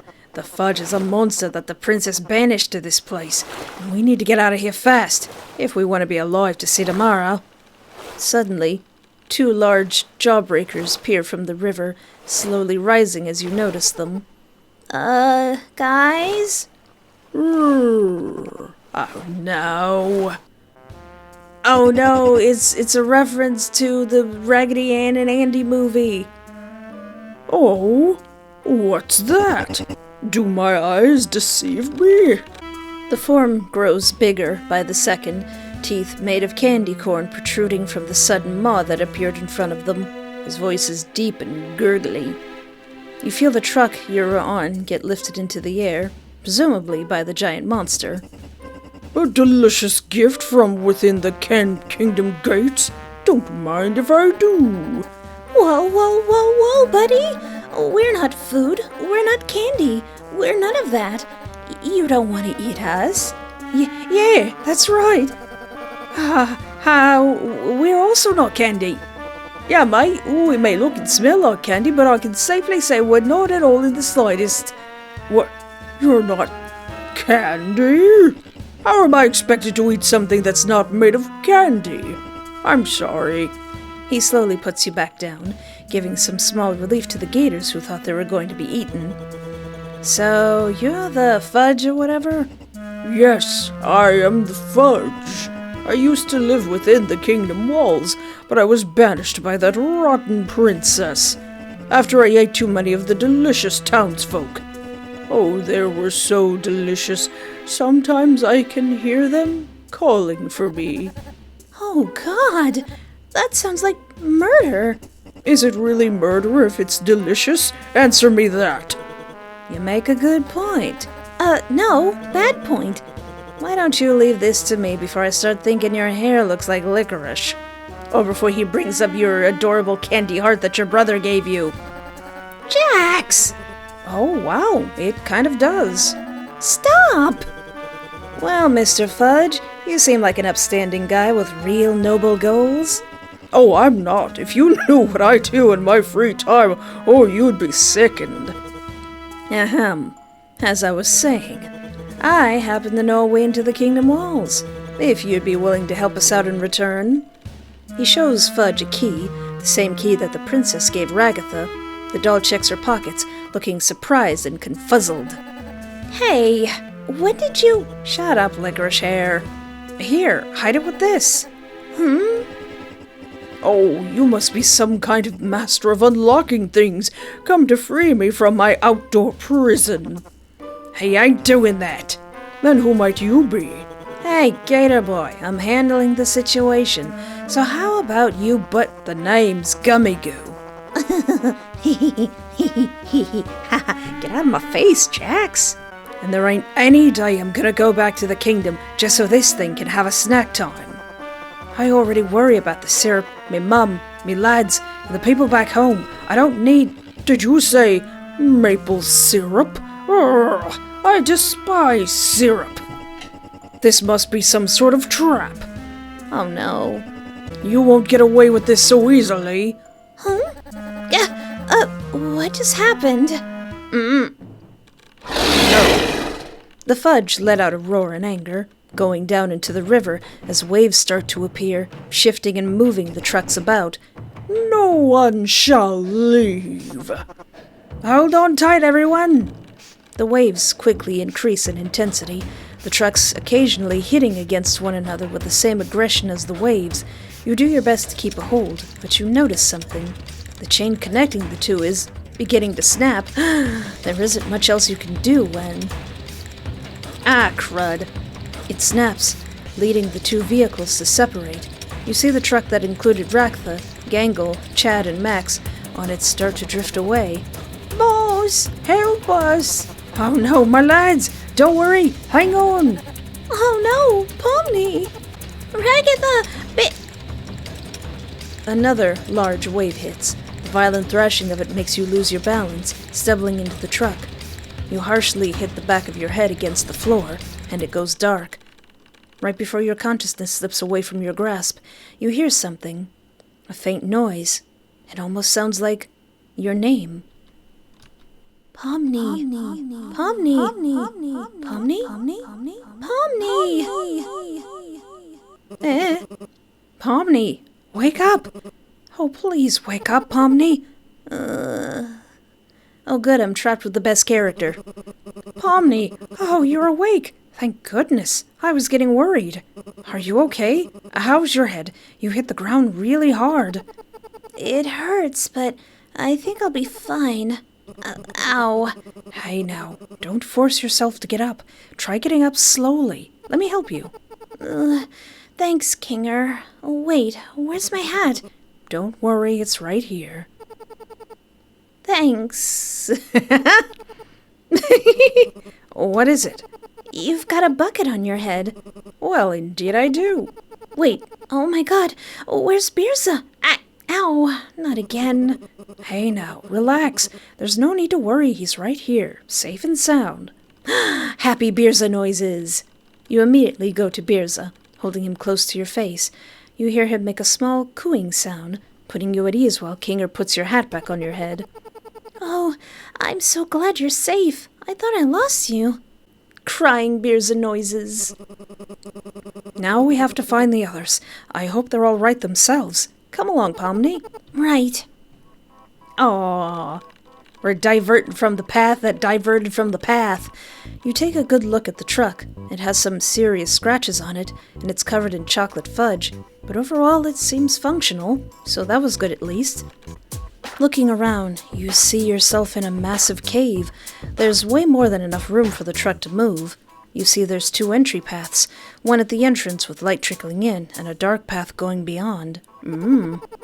How did we end up here? End up where? I can't see a darn thing. That's because the bucket's still on your head. Oh, right. I forgot I still had it on.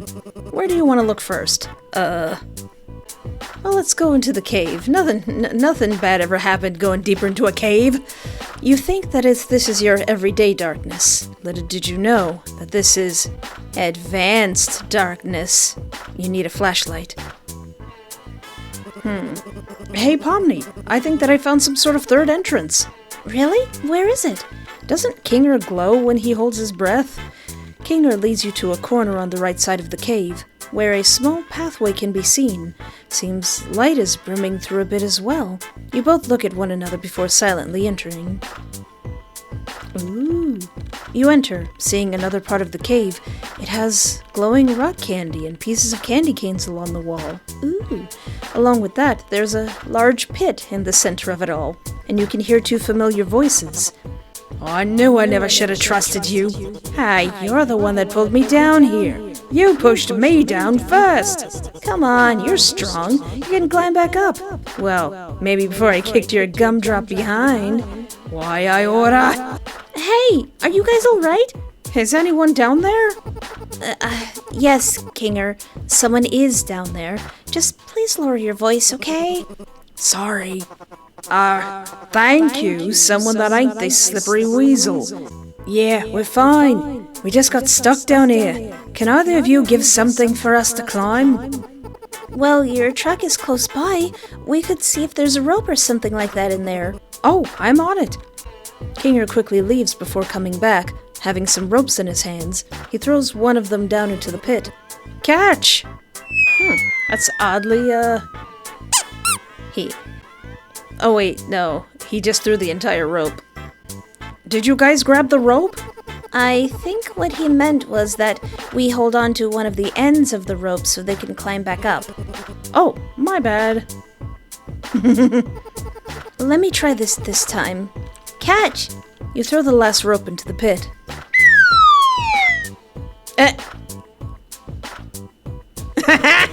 Are you kidding me? Don't worry, guys. We'll go get another rope. You sure there's another rope in the truck? I don't know. You hear something cracking right under you. Oh, crap.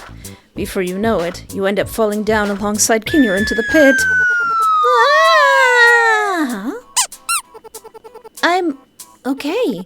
Phew. What happened to your eyes, lad? Oh, don't worry. One's on the floor and the other seems to be on your hat. Oh, God. Where's Jax? Oh my god, Jax! You look better that way.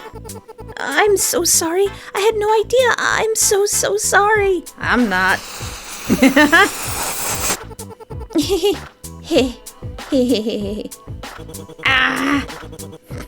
Well, now we're all stuck here, no thanks to any of you. Ugh. Are you sure there's no way out of here? Well, Side's trying to climb back up. We found this other path, but it's barricaded by these thorns. He points over to the side, showing off a path that is, well, indeed, barricaded. There are a bunch of red and green striped thorns, just as he described. These things are tough to break. I tried, but it seems even I don't got it in me at the moment. Hey, let's grab Jax by the feet and swing him into it. 'Cause someone decided to push me and I sprained my ankle 'cause of it. Sheesh, you're gonna make my ears bleed with how often you're shouting. No need to be super dramatic. You pushed me in here 'cause you said that yet intrusive thoughts got the best of me. Your words, not mine. Jax is a gosh darn walking intrusive thought. Not true, actually. It was my impulsive thoughts. Intrusive means I thought it up but didn't act on them. Am I right, Pom Pom? Stop calling me that, please. Wait, your name is Pom Pom? You can call me Pom Pom. He told you? No, it's Pomni, not Pom Pom. Just let me take a closer look at this. You get closer to the blocked path before realizing someone can help. The spaces between them were small enough. You carefully pull out, Birza from your hat. Hey, little buddy, do you think you could help us out? Seems like a long path, but you seem small enough to fit through. Birza to the rescue!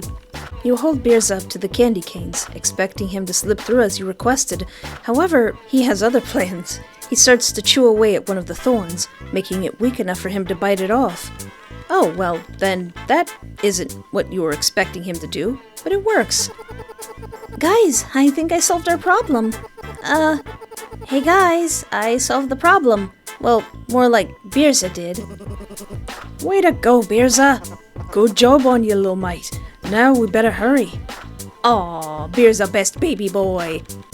You go into the path along with the others. The path eventually leads you into this caramel-scented area. Although past this part is more of the path, it seems the caramel isn't the most stable. A lot of chasms and holes, and the only way to get across is to jump across.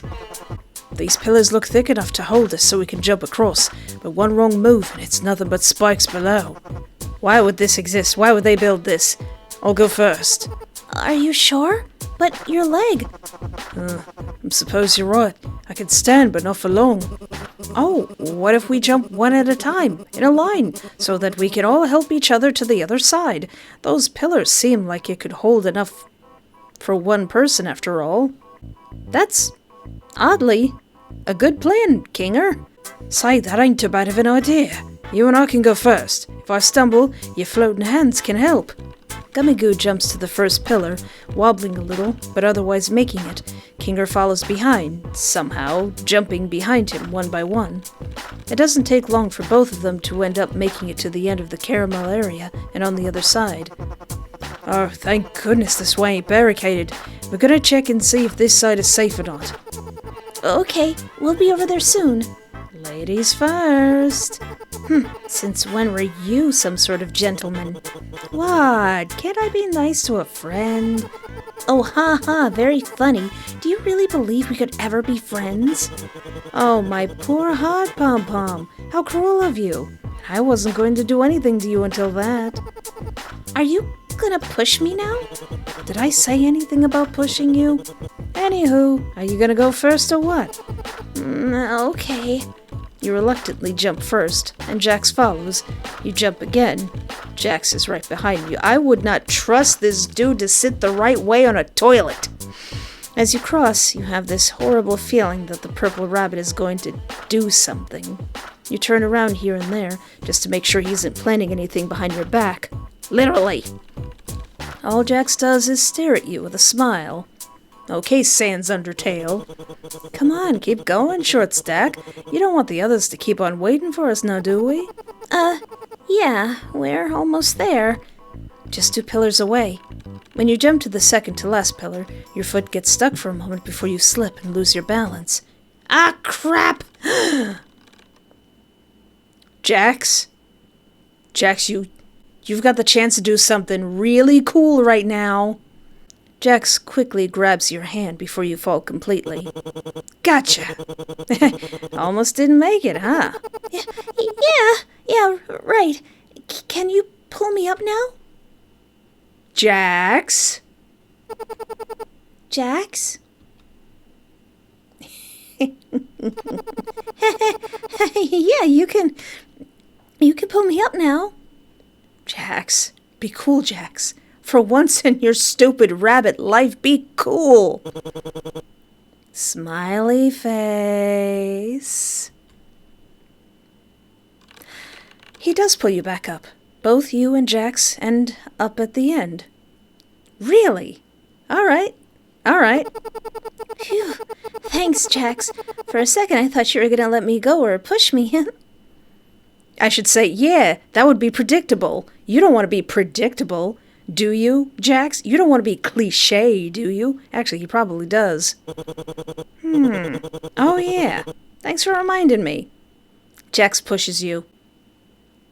You son of a... I hate you so much! Aw. Look at your face! Beerza, get him. Get him. Beerza, kill! Kill! Oh, man, you really thought I wouldn't do that, huh? I mean, just look at you. Look, you look like a darn hamster. Sobbing. I hate you, Jax. More ugly hamster sobbing. Aw, thanks for the compliments. I don't care what Gooseworks does in the coming episodes to Jax. I will not have sympathy for him. If a new episode comes out and we're all supposed to feel sorry for Jax, I'm gonna be in the background with my arms crossed going, nope. You're too big of a butt for me to have any sympathy for you. Hey fellas, you might want to come and see this. Come along, Pom. The cowboy's calling for us. You mean that's a cowboy? That's a funny way of saying my husband. I mean, yeah, I didn't die, but you still pushed me, you butt. You meet up with the others, taking a look around. Now you could see this strawberry milk river. The whole place smelling like the same artificial drink alongside the scent of honey. Now that, I don't like that. Strawberry milk makes me sick, despite how much I actually like strawberries. There's more noticeable macarons floating alongside the river. Ooh, are we gonna jump on those like a platformer? Admittedly, this is the first place to really make you hungry thanks to the smell, but you need to focus on getting out of here. The river itself is at an angle, leading downwards to what looks to be a stable platform. Dang, we're up too high. We'll need something that can help us land there safely. Oh, or someone. What? Everyone moved away from Jax. Oh, come on, why should I be the one? 'Cause you're a rabbit. Rabbits can jump real well, so you can hop down there. And plus, no one trusts you. And you think you can trust me with catching you? It's better than you pushing one of us from this high place. And you think I'll push someone a third time? It's too predictable now. Am I right, Pom? Just fluffing jump already. Alright, fine. I'm jumping down. Reluctantly jumps down to the bottom, landing with ease. Can Jax jump? Also, pay no mind to the fact that basically the colors of my favorite shirt are Jax's colors. Okay, you guys can come down now. Alright, but you better catch me. Yeah, whatever. Psych. Ah! Incoming! Uh-oh. Oh, hello again. Oh, my back. Ha! That's what you get, you losers. Ah! Oh, what a coincidence. One of my eyes is on your head again. Ah, not again! Get it off me! Where's Jax? Deja vu. Not again!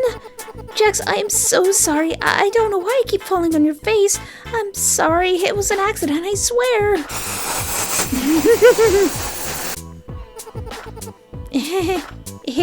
Come on, Jax. Come on. You know you love thick Pomni on your face. Okay, I'm starting to get sick of this place. Where's the stupid exit from this pink nightmare? Not too sure. Maybe this river can guide us. We can get on these macaroons to get us out of here quicker. Come on. Gummigoo goes towards one of the floating macaroons. Jumping onto one, you all follow suit. Don't those have coconut in them? The smell of strawberry and honey is only stronger now that you're on top of it, and a hungry person like you just couldn't resist it. You decide to take a little piece of the macaroon, dip it in the milk, and eat it. This tastes good. Alright, now that we finally got some peace and quiet, and this could be a while, I want to ask you some questions. I want to ask you some questions too. Where exactly did you come from? And why are you hired by the princess? We're from a circus. We have a ringmaster who's named Kane, and he makes these adventures for us, and this adventure was to help the princess. A circus, eh? Well, besides this nice lady right here, none of you look like you'd fit into any circus. But since you all seem to act like total clowns, I suppose I ain't got one to judge it. Oh, ha. You think you're so funny, huh? I certainly think I'm funny and more charming than you. Okay then, smart Alec. Let me ask you something. Where did you come from? Well, I come from a village of gators just like me. We're one tightly knit community, and my mum is the leader. My mum was the best bandit back in her youth. Taught me everything I know, and told me a lot of stories. She probably has more I hadn't heard yet. But when she retires, I'll be the best bandit out there. Aww. Just like you lads, I'll go on adventures too. I'll hunt ravagers, fight some of the most dangerous beasts in the desert, escape disasters, or get in that gold. Licorice snake. But of course, I couldn't do it on my own. My lads Max and Chad helped me every step of the way, so I'll do what it takes to find him and rescue him. Wow, that's amazing. You're so cool, Pomni. Pomni, stop eating the boat! Stop eating the boat, Pomni! Thank you, Sheila. Pomni's eating the boat! Oh, please, as if any of that is real. What makes you think that? Oh, I just know that none of this stuff is even real. You're just unaware of that right now. Oh, I see how this is. You're just jealous. Puh, as if I get jealous of an NPC. You're still sour from the loss you had in the fight we had. What? You itching for a second round or something? If that means I can kick you in the groin again, I'll be happy to take you up on that offer. Tch, whatever. Look over there. I think I see a way out of this place. Pomni, stop eating the boat! Huh? Oh, yeah, I see it too. Across the river, there looks to be another pathway coming close. Once it's close enough, you all jump towards it until you enter to see the other side. Half expecting we'd have to jump because Pomni's eating the boat. This place is filled with giant jawbreakers, blocking off the path that you assume is the way out of here. Seems we're in one tough situation. I can't see another way out. How are we going to get around them? Why not just lick our way through? Excellent thinking, Kinger. That's a great idea. That'll take too long. Plus, you don't have a mouth. Not to mention, I don't know if we can even break these. Birza, can you try? Although Birza does his best to try and bite it, he's unable to, because they jawbreakers. Sigh, I guess not. Don't worry, I can handle this. Roar! Gummigoo winds up a punch before throwing a fist at one of the jawbreakers, punching it so hard that it broke into smaller pieces. Hot! Guess that's solved. Oh wow, I didn't know you were even that strong. That's impressive. Huh. Well, I'll still need help on breaking these suckers because of my bad ankle. I think I can help you. Thank you, lad. But on one condition, and it's that you don't judge me for what I'm about to do, alright? Not a single chuckle or a snicker as well, please. if it means you help me with those jaw breakers. But I won't judge. Sigh. Okay, here goes. Behold him. As Kinger slowly removes his robe, you swear you can hear angelic singing in the distance from somewhere. You see him having a complete six-pack and an odd glow around him. I am ready to break it. As I said, Kinger, best boy. Hey, wait a minute. How come he can have muscles but I don't have them anymore? Since when did you ever have muscles? Since the day I joined the circus, of course. Aha, sure, buddy. Where are they now, huh? You're a beanpole. It's none of your business, Pom-Pom. Can you stop calling me that? Why should I? Pomeranians are annoying little ankle biters, like you. Well, if you keep calling me that, then I'll sure to bite you like one. Get him, Pomni. Kinger, please, save some for the rest of us. Oh, there's no need to fight. We've cleared a path so we can get out of here. Shut up with that deep voice and put your clothes back on. Wait, does Kinger have a deep voice? When? Oh. Looking at the very end, you see some light on the other side. Finally, a way out. But just as you got closer, you hear some rumbling from the ground. Aw, come on. Ah! Out of nowhere, however, gummy worms appeared from the ground, slithering up and barricading the last pathway. Whoa! Hold it right there! What the? I'm gonna eat 'em. Gummy worms are my favorite. Ah! Never mind, I'm not putting those in my mouth! Thou art not allowed to pass, for this is our territory now! God, not these rodents. Why are they marking this pathway of all places? What are these guys? Gummy worms, the most annoying things here. They go round and claim anything as their territory, not letting anyone near it. They tend to harass the things in their territory out. Is there any way to get rid of them? Well, you can try to entertain them, but that's practically impossible. Never heard of a story of them being satisfied with such a thing. Again, we should take Jax by the ankles and swing him around. That's entertaining. The ugly reptile is correct. Thou will never get through. It is ours, and thou shalt not pass due to it. Ugly? Hey, why, you little... Look at how thou quivers in thy boots. Cope and seethe, wench. What does that even mean? In order to pass by and continue on thy journey, answer me these riddles 3, and if they answers are correctly, perhaps we shall clear the path for thou to cross. Why did you say me? There's multiples of you. Stop asking questions. Okay, what do you guys think? Who should be the first to answer? Oh, I don't think I'm all that good at riddles. I got it. You're going to try and answer a riddle? Heck no, they're just wasting time. I got a better idea. Oh, really? And what's your idea, It's simple. I kill them and then we'll eat them. That's messed up. It's a great idea. I'll just take the fluffing riddle.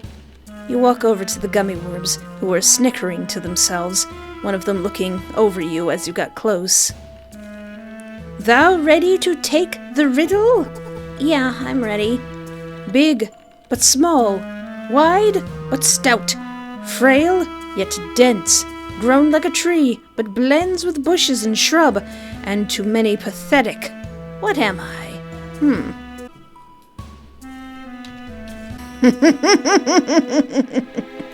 Out of curiosity, I put me. How dare you? Because I was thinking, what's short and chubby? Correct. The answer is you. Oh, thou art small, fat, and sad. No wonder we mistook you for a fat, ugly child. Mother and father were not kind to your form. Hey, I just arrived like this.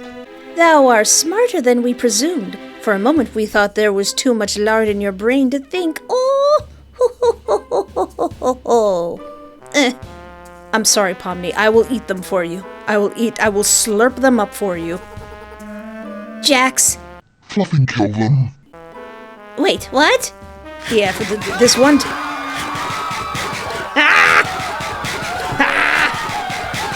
This one time, I will agree with Jax. Jax proceeds to jump at the gummy worms, ripping and tearing them apart like some sort of rabid animal. Gooey candy and confetti was everywhere by the end of the massacre. Isn't that a bit too far? No. Not fair. Not far enough. Jeez. By the time the murder and eating of the confetti-covered candy corpses was finished, Jack stood up straight as if it didn't happen and gestured you forward. Ladies first. This one time I'll agree with you, Jax. Back to the beginning, you've all finally returned to the truck. Finally out of that area.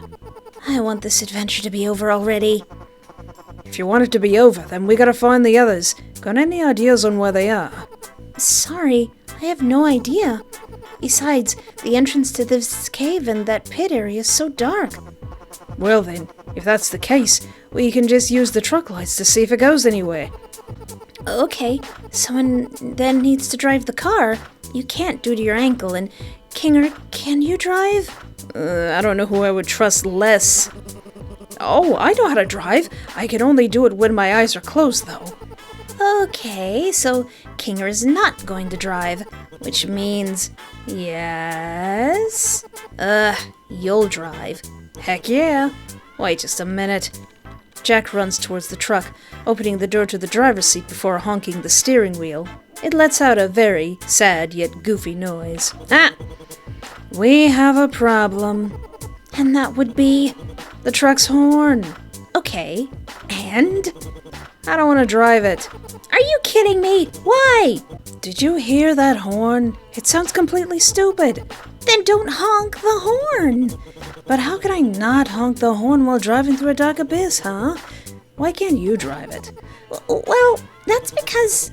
Well, what, Pom-Pom? Too short? No, I can't drive the truck because I don't know how to drive. There, you happy now? You know, coming from you, that makes a lot of sense.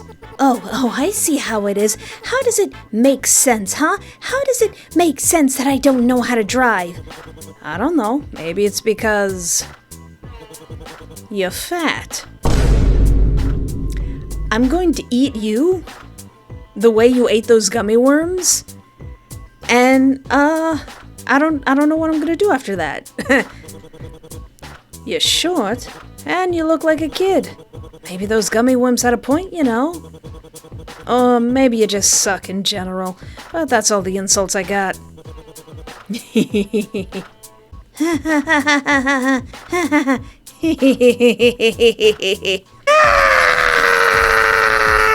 Why are you like this? I'm a... Kill the out of you! You son of a... You absolute son of a mother...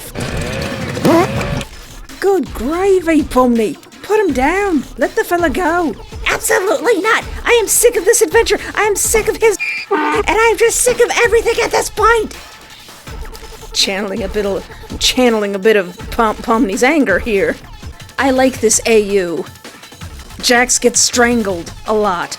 For the past day and a half, I've been through heck and back, and then through heck once more. It's been nothing but trauma. First, I have to accept that this is my new home, this is my body, and that I can say bye to my old life, even bye to my name. Then, I had to run from a monster that I'll probably become because they appear when you get crazy enough. So, it seems I can't even be alone for too long before basically dying, all because I don't want to be here. And now I'm stuck in this sweet, sugary hexscape with monarchy, democracy, and modern vehicles, and a cannibalistic chocolate monster who stole the only other people to give me some kind of awkward company. Oh, wait, but I'm not with them. Instead, I have to deal with this bastard of a purple rodent and... Do it, Pomni. Do it. End him. Do it. Please. I need to calm down. Do it! Everything is fine. Pomni? I'm an adult. Do it, Pomni. You should do it. You should totally do it. You should do it. Don't be a whip. Do it. You should do it. Do it. Do it. Do it. Do it. I need some space. Catching air noises. Where you going? I just need a breather. Please, just some space. I'll be in a dark corner where no one can see me. Not even me. You slowly walk away from the group and into the dark corner of the cave. Just you. Groans. You let your body fall to the floor, not fighting back the pure exhaustion your mind and self are feeling. You close your eyes for a moment with a groan, but you hear someone coming closer. Pomni, are you there? Hello? Hi, Kinger. Oh dear, Pomni, the floor is trying to talk to you. Don't listen to it. No, Kinger, it's me. I'm lying on the ground. Oh, can I lie down beside you? I brought beers along with me. Sure. Kinger moves to lay next to you as you feel Beerza climb onto your arm and move to your chest, wrapping up within a circle as you hear him coo. You pet him a little. Aw, like a kitty. Your outburst was a bit intense. You strangled Jack so hard that it seemed to turn him into a plushie. How does that work? I don't know. I don't care right now. Do you want to talk about it? It's just so much. All at once. Everything is too much. I don't know how I can handle the chaos that surrounds me already, and only on my second day. And here I thought I had already gotten used to you guys. This reality. The lack of escape. Seems like I was wrong. I'm sorry for such an outburst. I shouldn't have reacted in such a way. Yes, you should have, Pomni. It's a lot for anyone to handle, really. So try not to be sorry for such an understandable reaction. You can accept your fate and all, but it can take months or even years to really adjust, believe me. You know, it took Ragatha quite a while to adjust to this place. Ragatha? But she seems so used to everything. But now that you mention it, I guess it makes sense. She seems to lose her cool around Jax like earlier today. See? Not everyone can get used to this place soon. People have their breaking points. You just have to take care of yourself. Do you want to know something funny? I recall that when Jax first came to the circus, he wasn't anything like he is now. Wait, really? What was he like when he first got here? Oh, he was screaming and yelling and just acting like a young kid. He was having a tantrum and everything. The only reason he doesn't swear is because he hates the sound it makes when you do. At least when he does it. Oh, that's why he must not like the horn sounds. Not only that, but he also complained about his, what was the word he used? Furry avatar, I think he called it? And Kane didn't really like that wording. A furry. I suppose it was funny your first day until he was introduced to his room and all. Oh wait, I said I wouldn't have any sympathy for Jax. I have no sympathy. When me and Ragatha went to check on him the next day, he wasn't in his bed. He was instead in the corner. I wasn't sure what he was doing, but he threw stuff and told us to leave. That's really sad, actually. It's something I've seen every day. Every time someone new comes on, some cry, others panic, thinking it's a dream and all. Even dysphoria due to their new body and appearance. What I'm attempting to say is, don't feel bad for being stressed or feeling frustrated. Everyone knows how you're feeling. Whether they show it or not, it's our first priority to look after ourselves. And honestly, out for everyone, you've been handling it the most. You're doing great, Pomni. Thanks. Do you think I went a little too far by choking him? I don't think so. He had it coming. Yeah, definitely. Hey, Kinger. Yes, Pomni? What was your first day like? Just like the others. It wasn't easy. I was freaking out, thinking it was some kind of dream, unsure why I was a chess piece. But I wasn't alone. There was someone who was there for me. Oh. Big bright lights flashed on both of them. shocking them whilst you covered your eyes, Kinger joining in the action. The sound of the engine fills your ears while the car doors open. "Get in, guys, we don't got all day." The two of you stand up, rubbing your eyes because of the sudden light contrast before you both get into the tanker. "Looks like this tunnel goes deeper. Good thing this cave's big enough for a truck or two to fit." "What?" Sorry about what happened back there. Beers is not sorry. Whatever. Let's just get out of here. As you go deeper into the cave, you see that there's some spikes in the ceilings and some literal rock candy on the ground, making this a bit more of a bumpy ride. The colors within the cave changed from the pink to more of a brown as you went deeper in. "Yeah, we're very close, alright." How can you tell? "This color, it's the imprint of the fudge. He's been here at least once, which means we're probably near his lair, so we gotta be quiet, alright?" And sure enough, you see chunks of chocolate everywhere, with a strong fudge scent lingering in the air. The chunks themselves make the ride a bit bumpy. Some of the fudge would fall into the window as well, Jack's having to wipe it off as a result. For chocolate, this stuff sure is gross. I can't see the road with all of it falling into the window. Some of it looks harder, especially to the walls. Some look rather fresh, though. What do you think it means? It means that he's still here. The road gets a bit less bumpy as you continue down. However, it's replaced with it being slippery. Jax is having a hard time on the wheel. Jax, can you be just a bit more careful, please? What do you think I'm trying to be? The chunks soon fade as more liquid covers the floor. Not to mention said floor was getting more steep. The slipping continues. Jax, hit the brakes! What you think I'm trying to do? With an accidental swerve, the truck starts to spin around, occasionally hitting a wall as Jax tries to hit the brakes, but to no avail. You are seconds from a large steep. "We're going to die! Everyone, brace yourselves!" You slide down and deeper into the cave like a roller coaster, the fudge on the ceiling sliding down against the windshield of the truck itself. Oh, right. You're all screaming too. Jax is pushing on the brakes as hard as he could, a high-pitched screech echoing through the cave as he was trying to slow the vehicle down. However, you notice that you're almost at the end. You can see something that's blocking the way. Oh my god, look out! Bracing for impact, you cover your face with your hands, expecting the worst, but in the nick of time, everything slows down. Eventually, it stops, inches away from hitting the wall.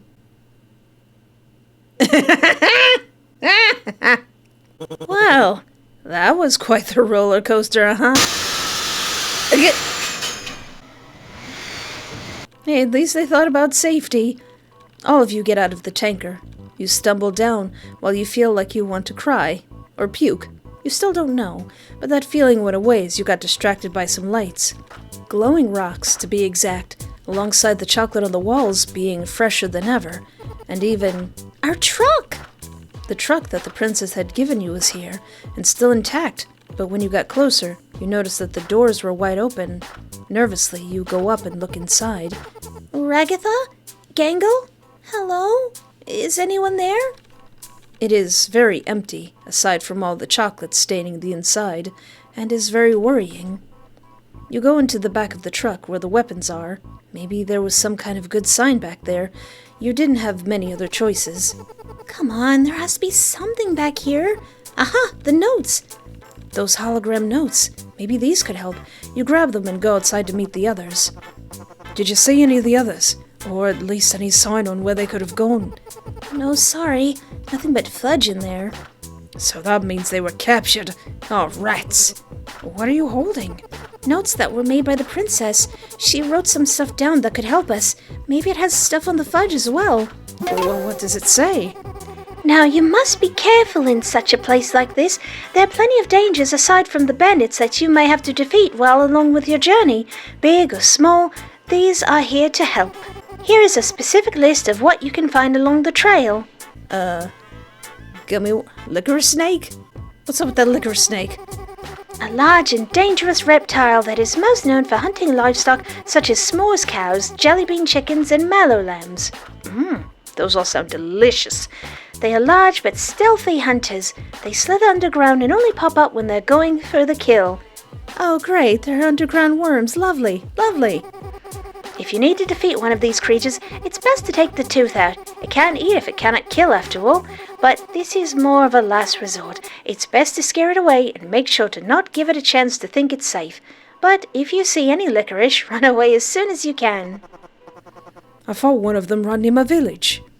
Alright, what about the gummy worms?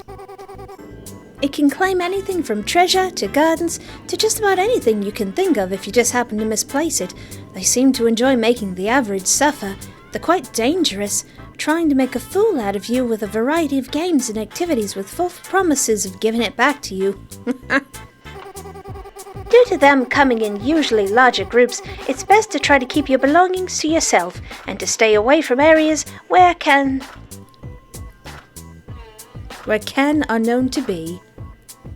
Where can are known to be. Or they are known to be. But we don't know where they're known to be because they just pop up.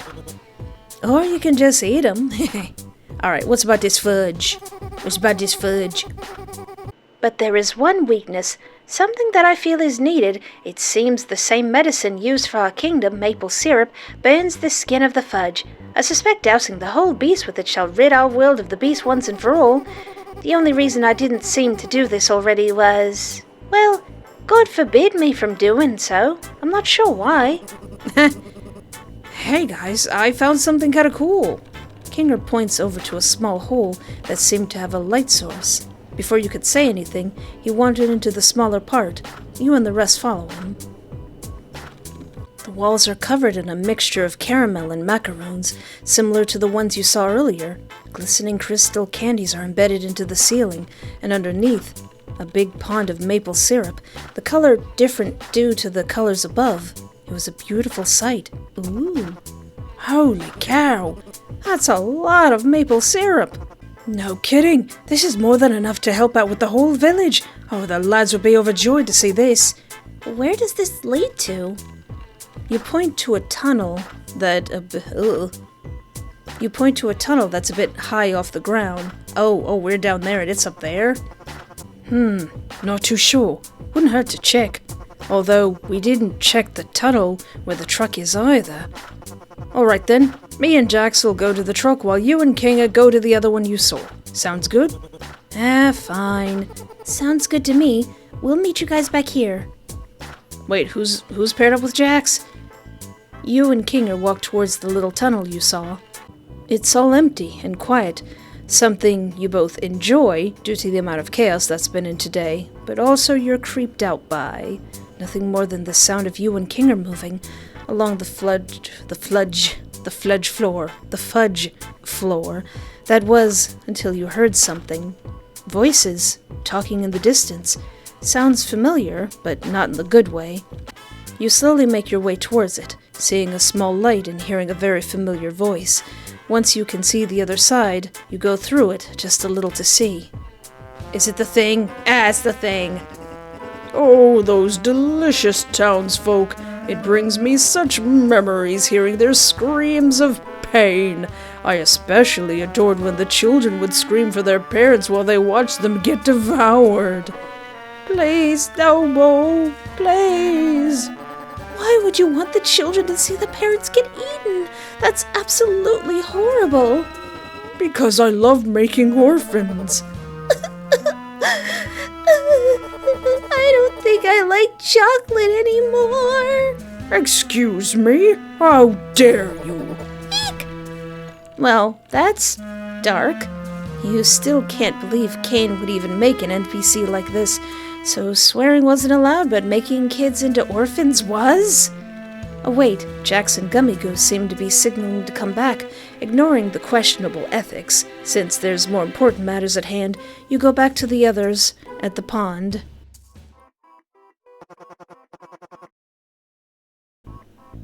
Alright, since we know where they are, and we know the weakness of the fudge, I got a plan. Awesome. So what's the plan? First, we need to distract him long enough to free the others. I think Jax using the truck as bait will do the trick. I agree. I like this plan. Maybe we can even get him into this pond so we can get rid of that monster for good. Oh, a big chase where I get to drive recklessly and kill someone. Sounds fun. I'm down. Oh, and I can break everyone free with my freeing skills. Good. So, Pomni, who are you helping? I'm helping Kinger. Well, first I'm saving my game. Let's help Kinger. I'll go with Kinger, so that means you can go with Jax. Aye, sadly so. Sorry. Sadly? Come on, Gator Boy, it could be fun. I still won't forgive you for spraining my ankle. Oh wow, holding a grudge for that long ain't good for you.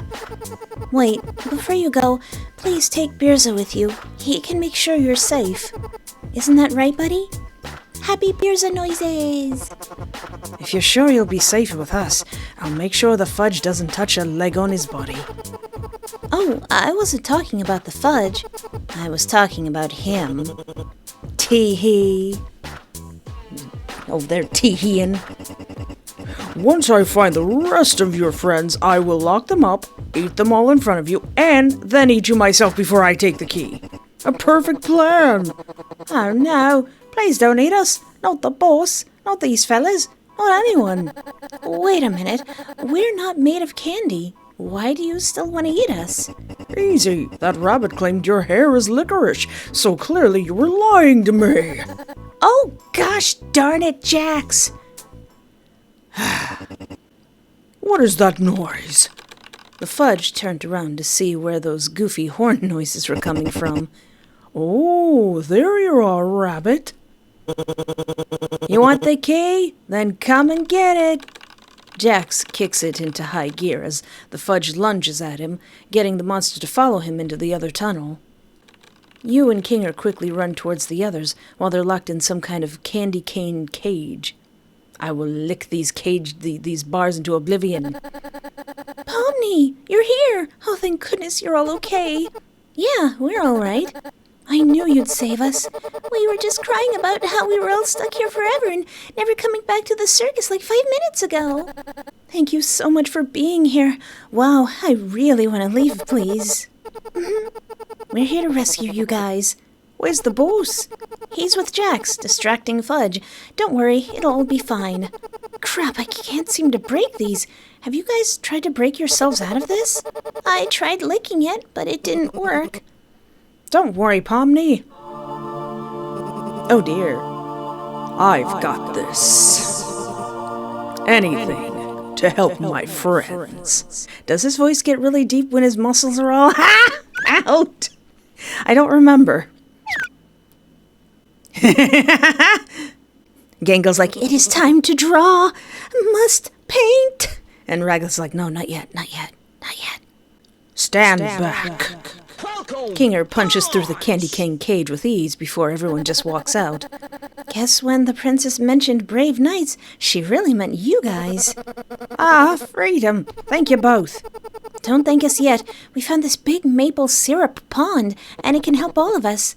Really? That's amazing.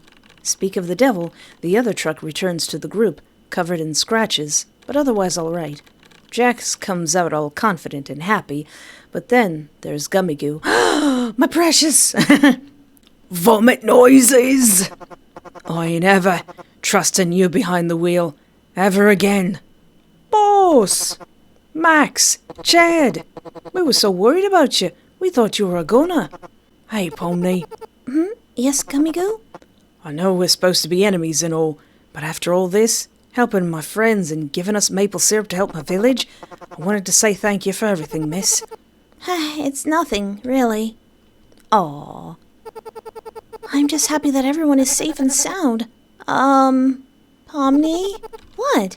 You hear a large gurgling noise right behind you. A large shadow looming over you from behind. Oh, come on! Oh, come on! You turn around to see chunks of liquid chocolate covered and stick to you. You try to free yourself, but it was no use. Aw, man! Foolish of you to think you could defeat me. Say goodbye.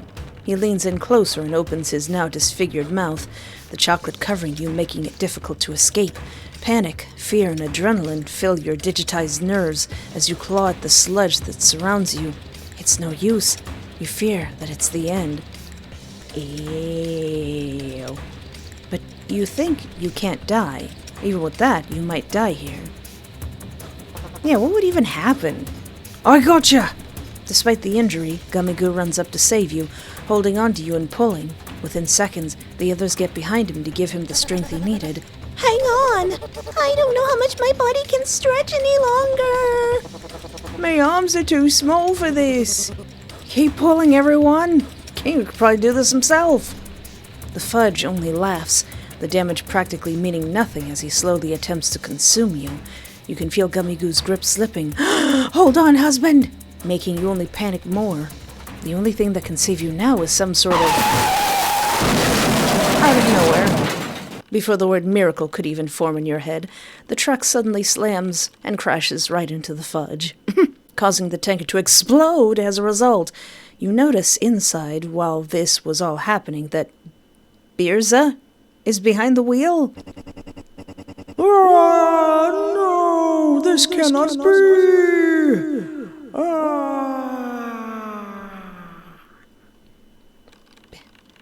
Don't mess with Birza. Large chunks of chocolate, maple syrup, and, well, the truck was everywhere, and you hear people looking for you among the mess. I bet that smells delicious. Pomni, where are you? Pomni? Pomni, where are you? Oh, please be okay. Hey, where are you? Found her.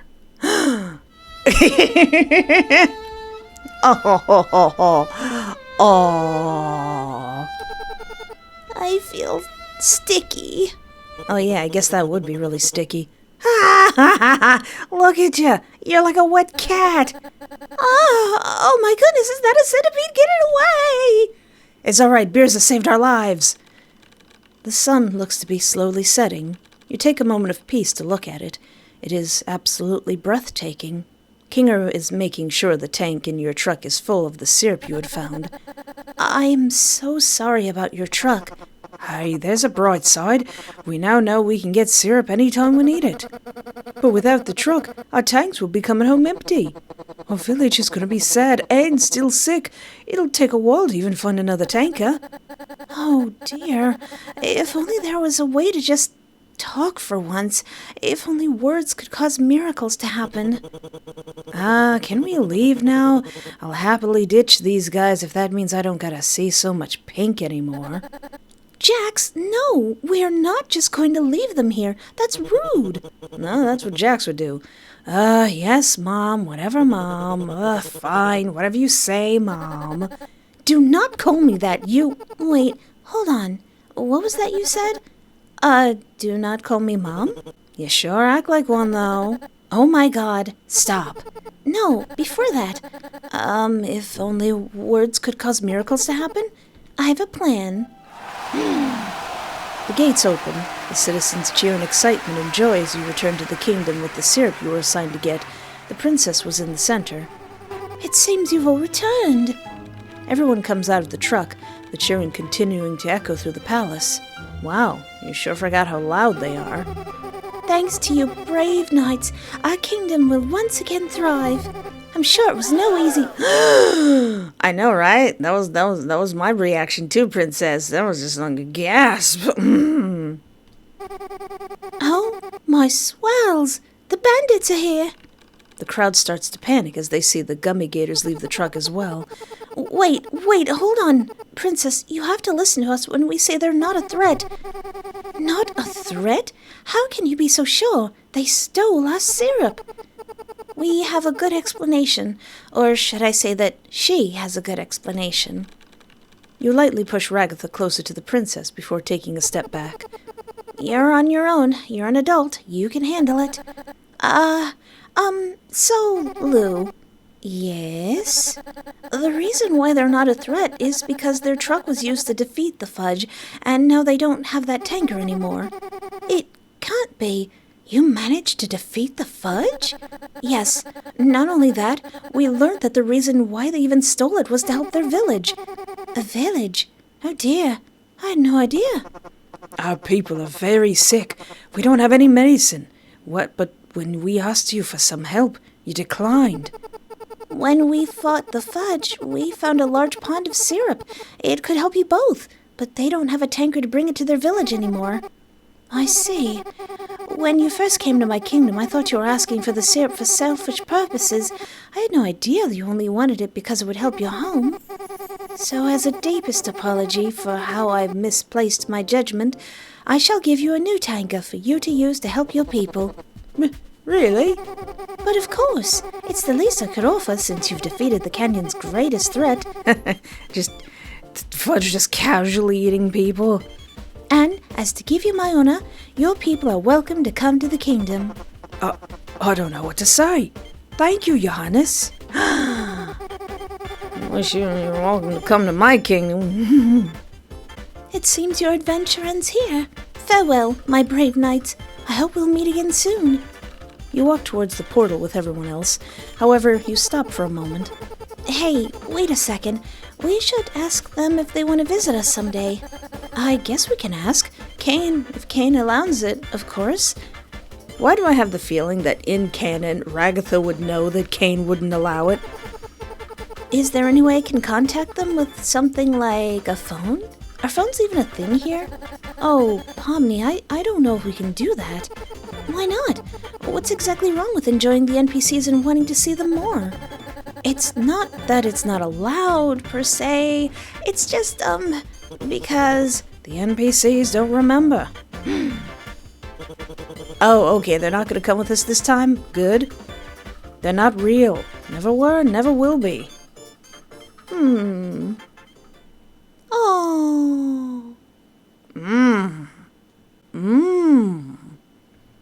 Oh. Hey, Pomni, this is a lot better than what was gonna happen. Pomni, are you coming? Oh, I'm on my way. Welcome back, my little hard-shelled hamburgers. How has your first real adventure been, my dear? Chaotic. Nearly died many times, but overall, it was a really good adventure. Oh, that is wonderful to hear. Well, I'm going to go drink water. It's been a while since I've done that. And just like that, he snaps a glass of water in his hands before just floating away.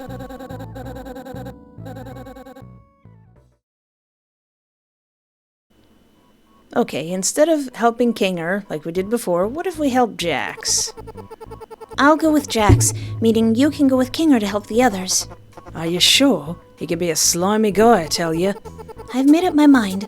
Don't worry, I'll make sure he won't do anything that messes with our plan. Aw, you care for me. How disgusting. Just shut up and go in the truck already. What is that noise? The Fudge turned around to see where those goofy horn noises were coming from. Oh, there you are, Rabbit. You want the key? Then come and get it. Jack kicks it into high gear as the Fudge lunges at him, getting the monster to follow him into the other tunnel. Ah! I'm gonna be seeing that in my dreams. You won't get away that easily. Wow, he's faster than you expected. He tries to ram the truck into the wall various times. Jax dodges the attempts, and even if he's hitting the wall here and there, he's still cackling like a madman. Is that all you got, you big old tooth cavity? Can we be a little more careful, Jax? What? Can't hear you over the sound of this blob ripoff trying to kill us. It was a mistake to join you. It seems that there's no escape now. Give me the key and I promise I'll eat you last. Man, this thing is evil. Not quite, bucko. Oh god, I can't bear to watch. Oh no. The now trapped Fudge doesn't have anywhere to go as he falls right into the syrup pond. Ooh. I'm melting. Oh, what a world. That's fun. I like doing that. His body begins to bubble and boil and pop. Steam fills the room as you watch him flail and sob and whimper in pain as he got smaller, one of his eyes even shrinking until it was nothing. Ew. Somehow, though, he does manage to pull his bubbly body out of the syrup. Frail, weak, and very injured, he crawls away into a small crack. Ew. Aw, what? He didn't even die. Oh well. It was fun to watch him suffer like that. Sure was fun to watch him squirm in agony after all he did, huh?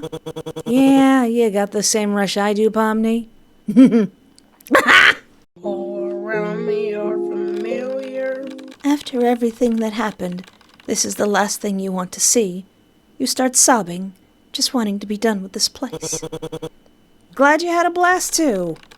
You return to where the cage is, seeing the others are free from their prison. Jax comes out all happy, while you stumble to the ground, puking. Poor Gummigoo. Gummigoo had to deal with this vomit noises. I'm never trusting you behind the wheel ever again. Pomni, are you all right? I'm fine. Just a bit of a headache. You see Gummigoo hugging Max and Chad, a nice, sweet sight, to say the least. Hey, Pomni. Huh? Yes, Gummigoo? I know that we're supposed to be enemies and all, but after all this, helping me friends and giving us maple syrup to help my village, I wanted to say thank you for everything, miss. It's nothing, really. I'm just happy that everyone's safe and sound. Pomni? What?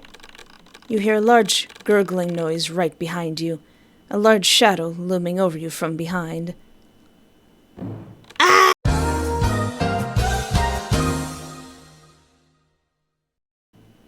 We like to have a little funeral service to remember the people who abstract. This one just got pushed around a bit with your arrival and everything. Oh yeah, I told her all about it. Oh, that's good. Hey, that's only if you want to. Don't have to if you don't wanna. Well, of course I'll join. After all, it's the least I could do, even if I never knew him. But you guys can go ahead. I need to do something first. Ragatha gives you some reassuring finger guns, going off alongside the others as they walk towards the funeral. Meanwhile, you go and follow Jax. Aww. Jax, wait up. Why are you following me? Aren't you gonna go to the funeral? Why should I? It's not like I care for that kind of stuff. Really? 'Cause that look on your face says otherwise. I may not know what sort of relationship you had with Kaufmo, but I never even met him, and I'm going. I think you should too. And what? I should prepare some kind of speech or something? Say I'll miss him? Cry a bit? Say something about life or whatever you schmucks say at funerals? Why should I care about their feelings? I don't care about him or anyone here. And since when did I mention anything about caring about how they feel? You don't have to say anything. Just being there is enough. You're kind of weird, you know that? I thought you hated my guts, but now you're being nice to me. Didn't you say we could never be friends? What's the catch, weirdo? There's no catch here. I'm being as genuine as possible. I'm sorry. Saying that to hurt your feelings. As if I wanted to be friends. That's okay. We can stay acquaintances. Aww. I mean, after all you did, and even said I saved you yesterday, which feels out of character for you. At the end of the day, or adventure, we're stuck in the same boat here. No need to make it worse than it already is. What do you think? Mutuals? I think you can be nice, if you tried. Fine. Psych! As if. Don't think I meant it when I thanked you yesterday.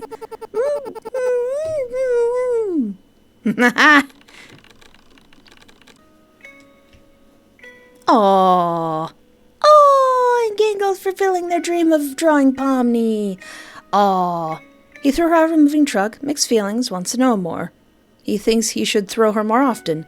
He thinks she's a weirdo for wanting to be friends with someone like him. Aw, you're gonna be befriended, Jax, whether I want to or not, whether you want to or not, and whether I care about it or not. Aw, but Pomni's very happy with Kinger. Don't know much about Zooble, because in this playthrough I didn't hang out with Zooble at all. Mixed feelings. At least he didn't kill her new friends in front of her this time.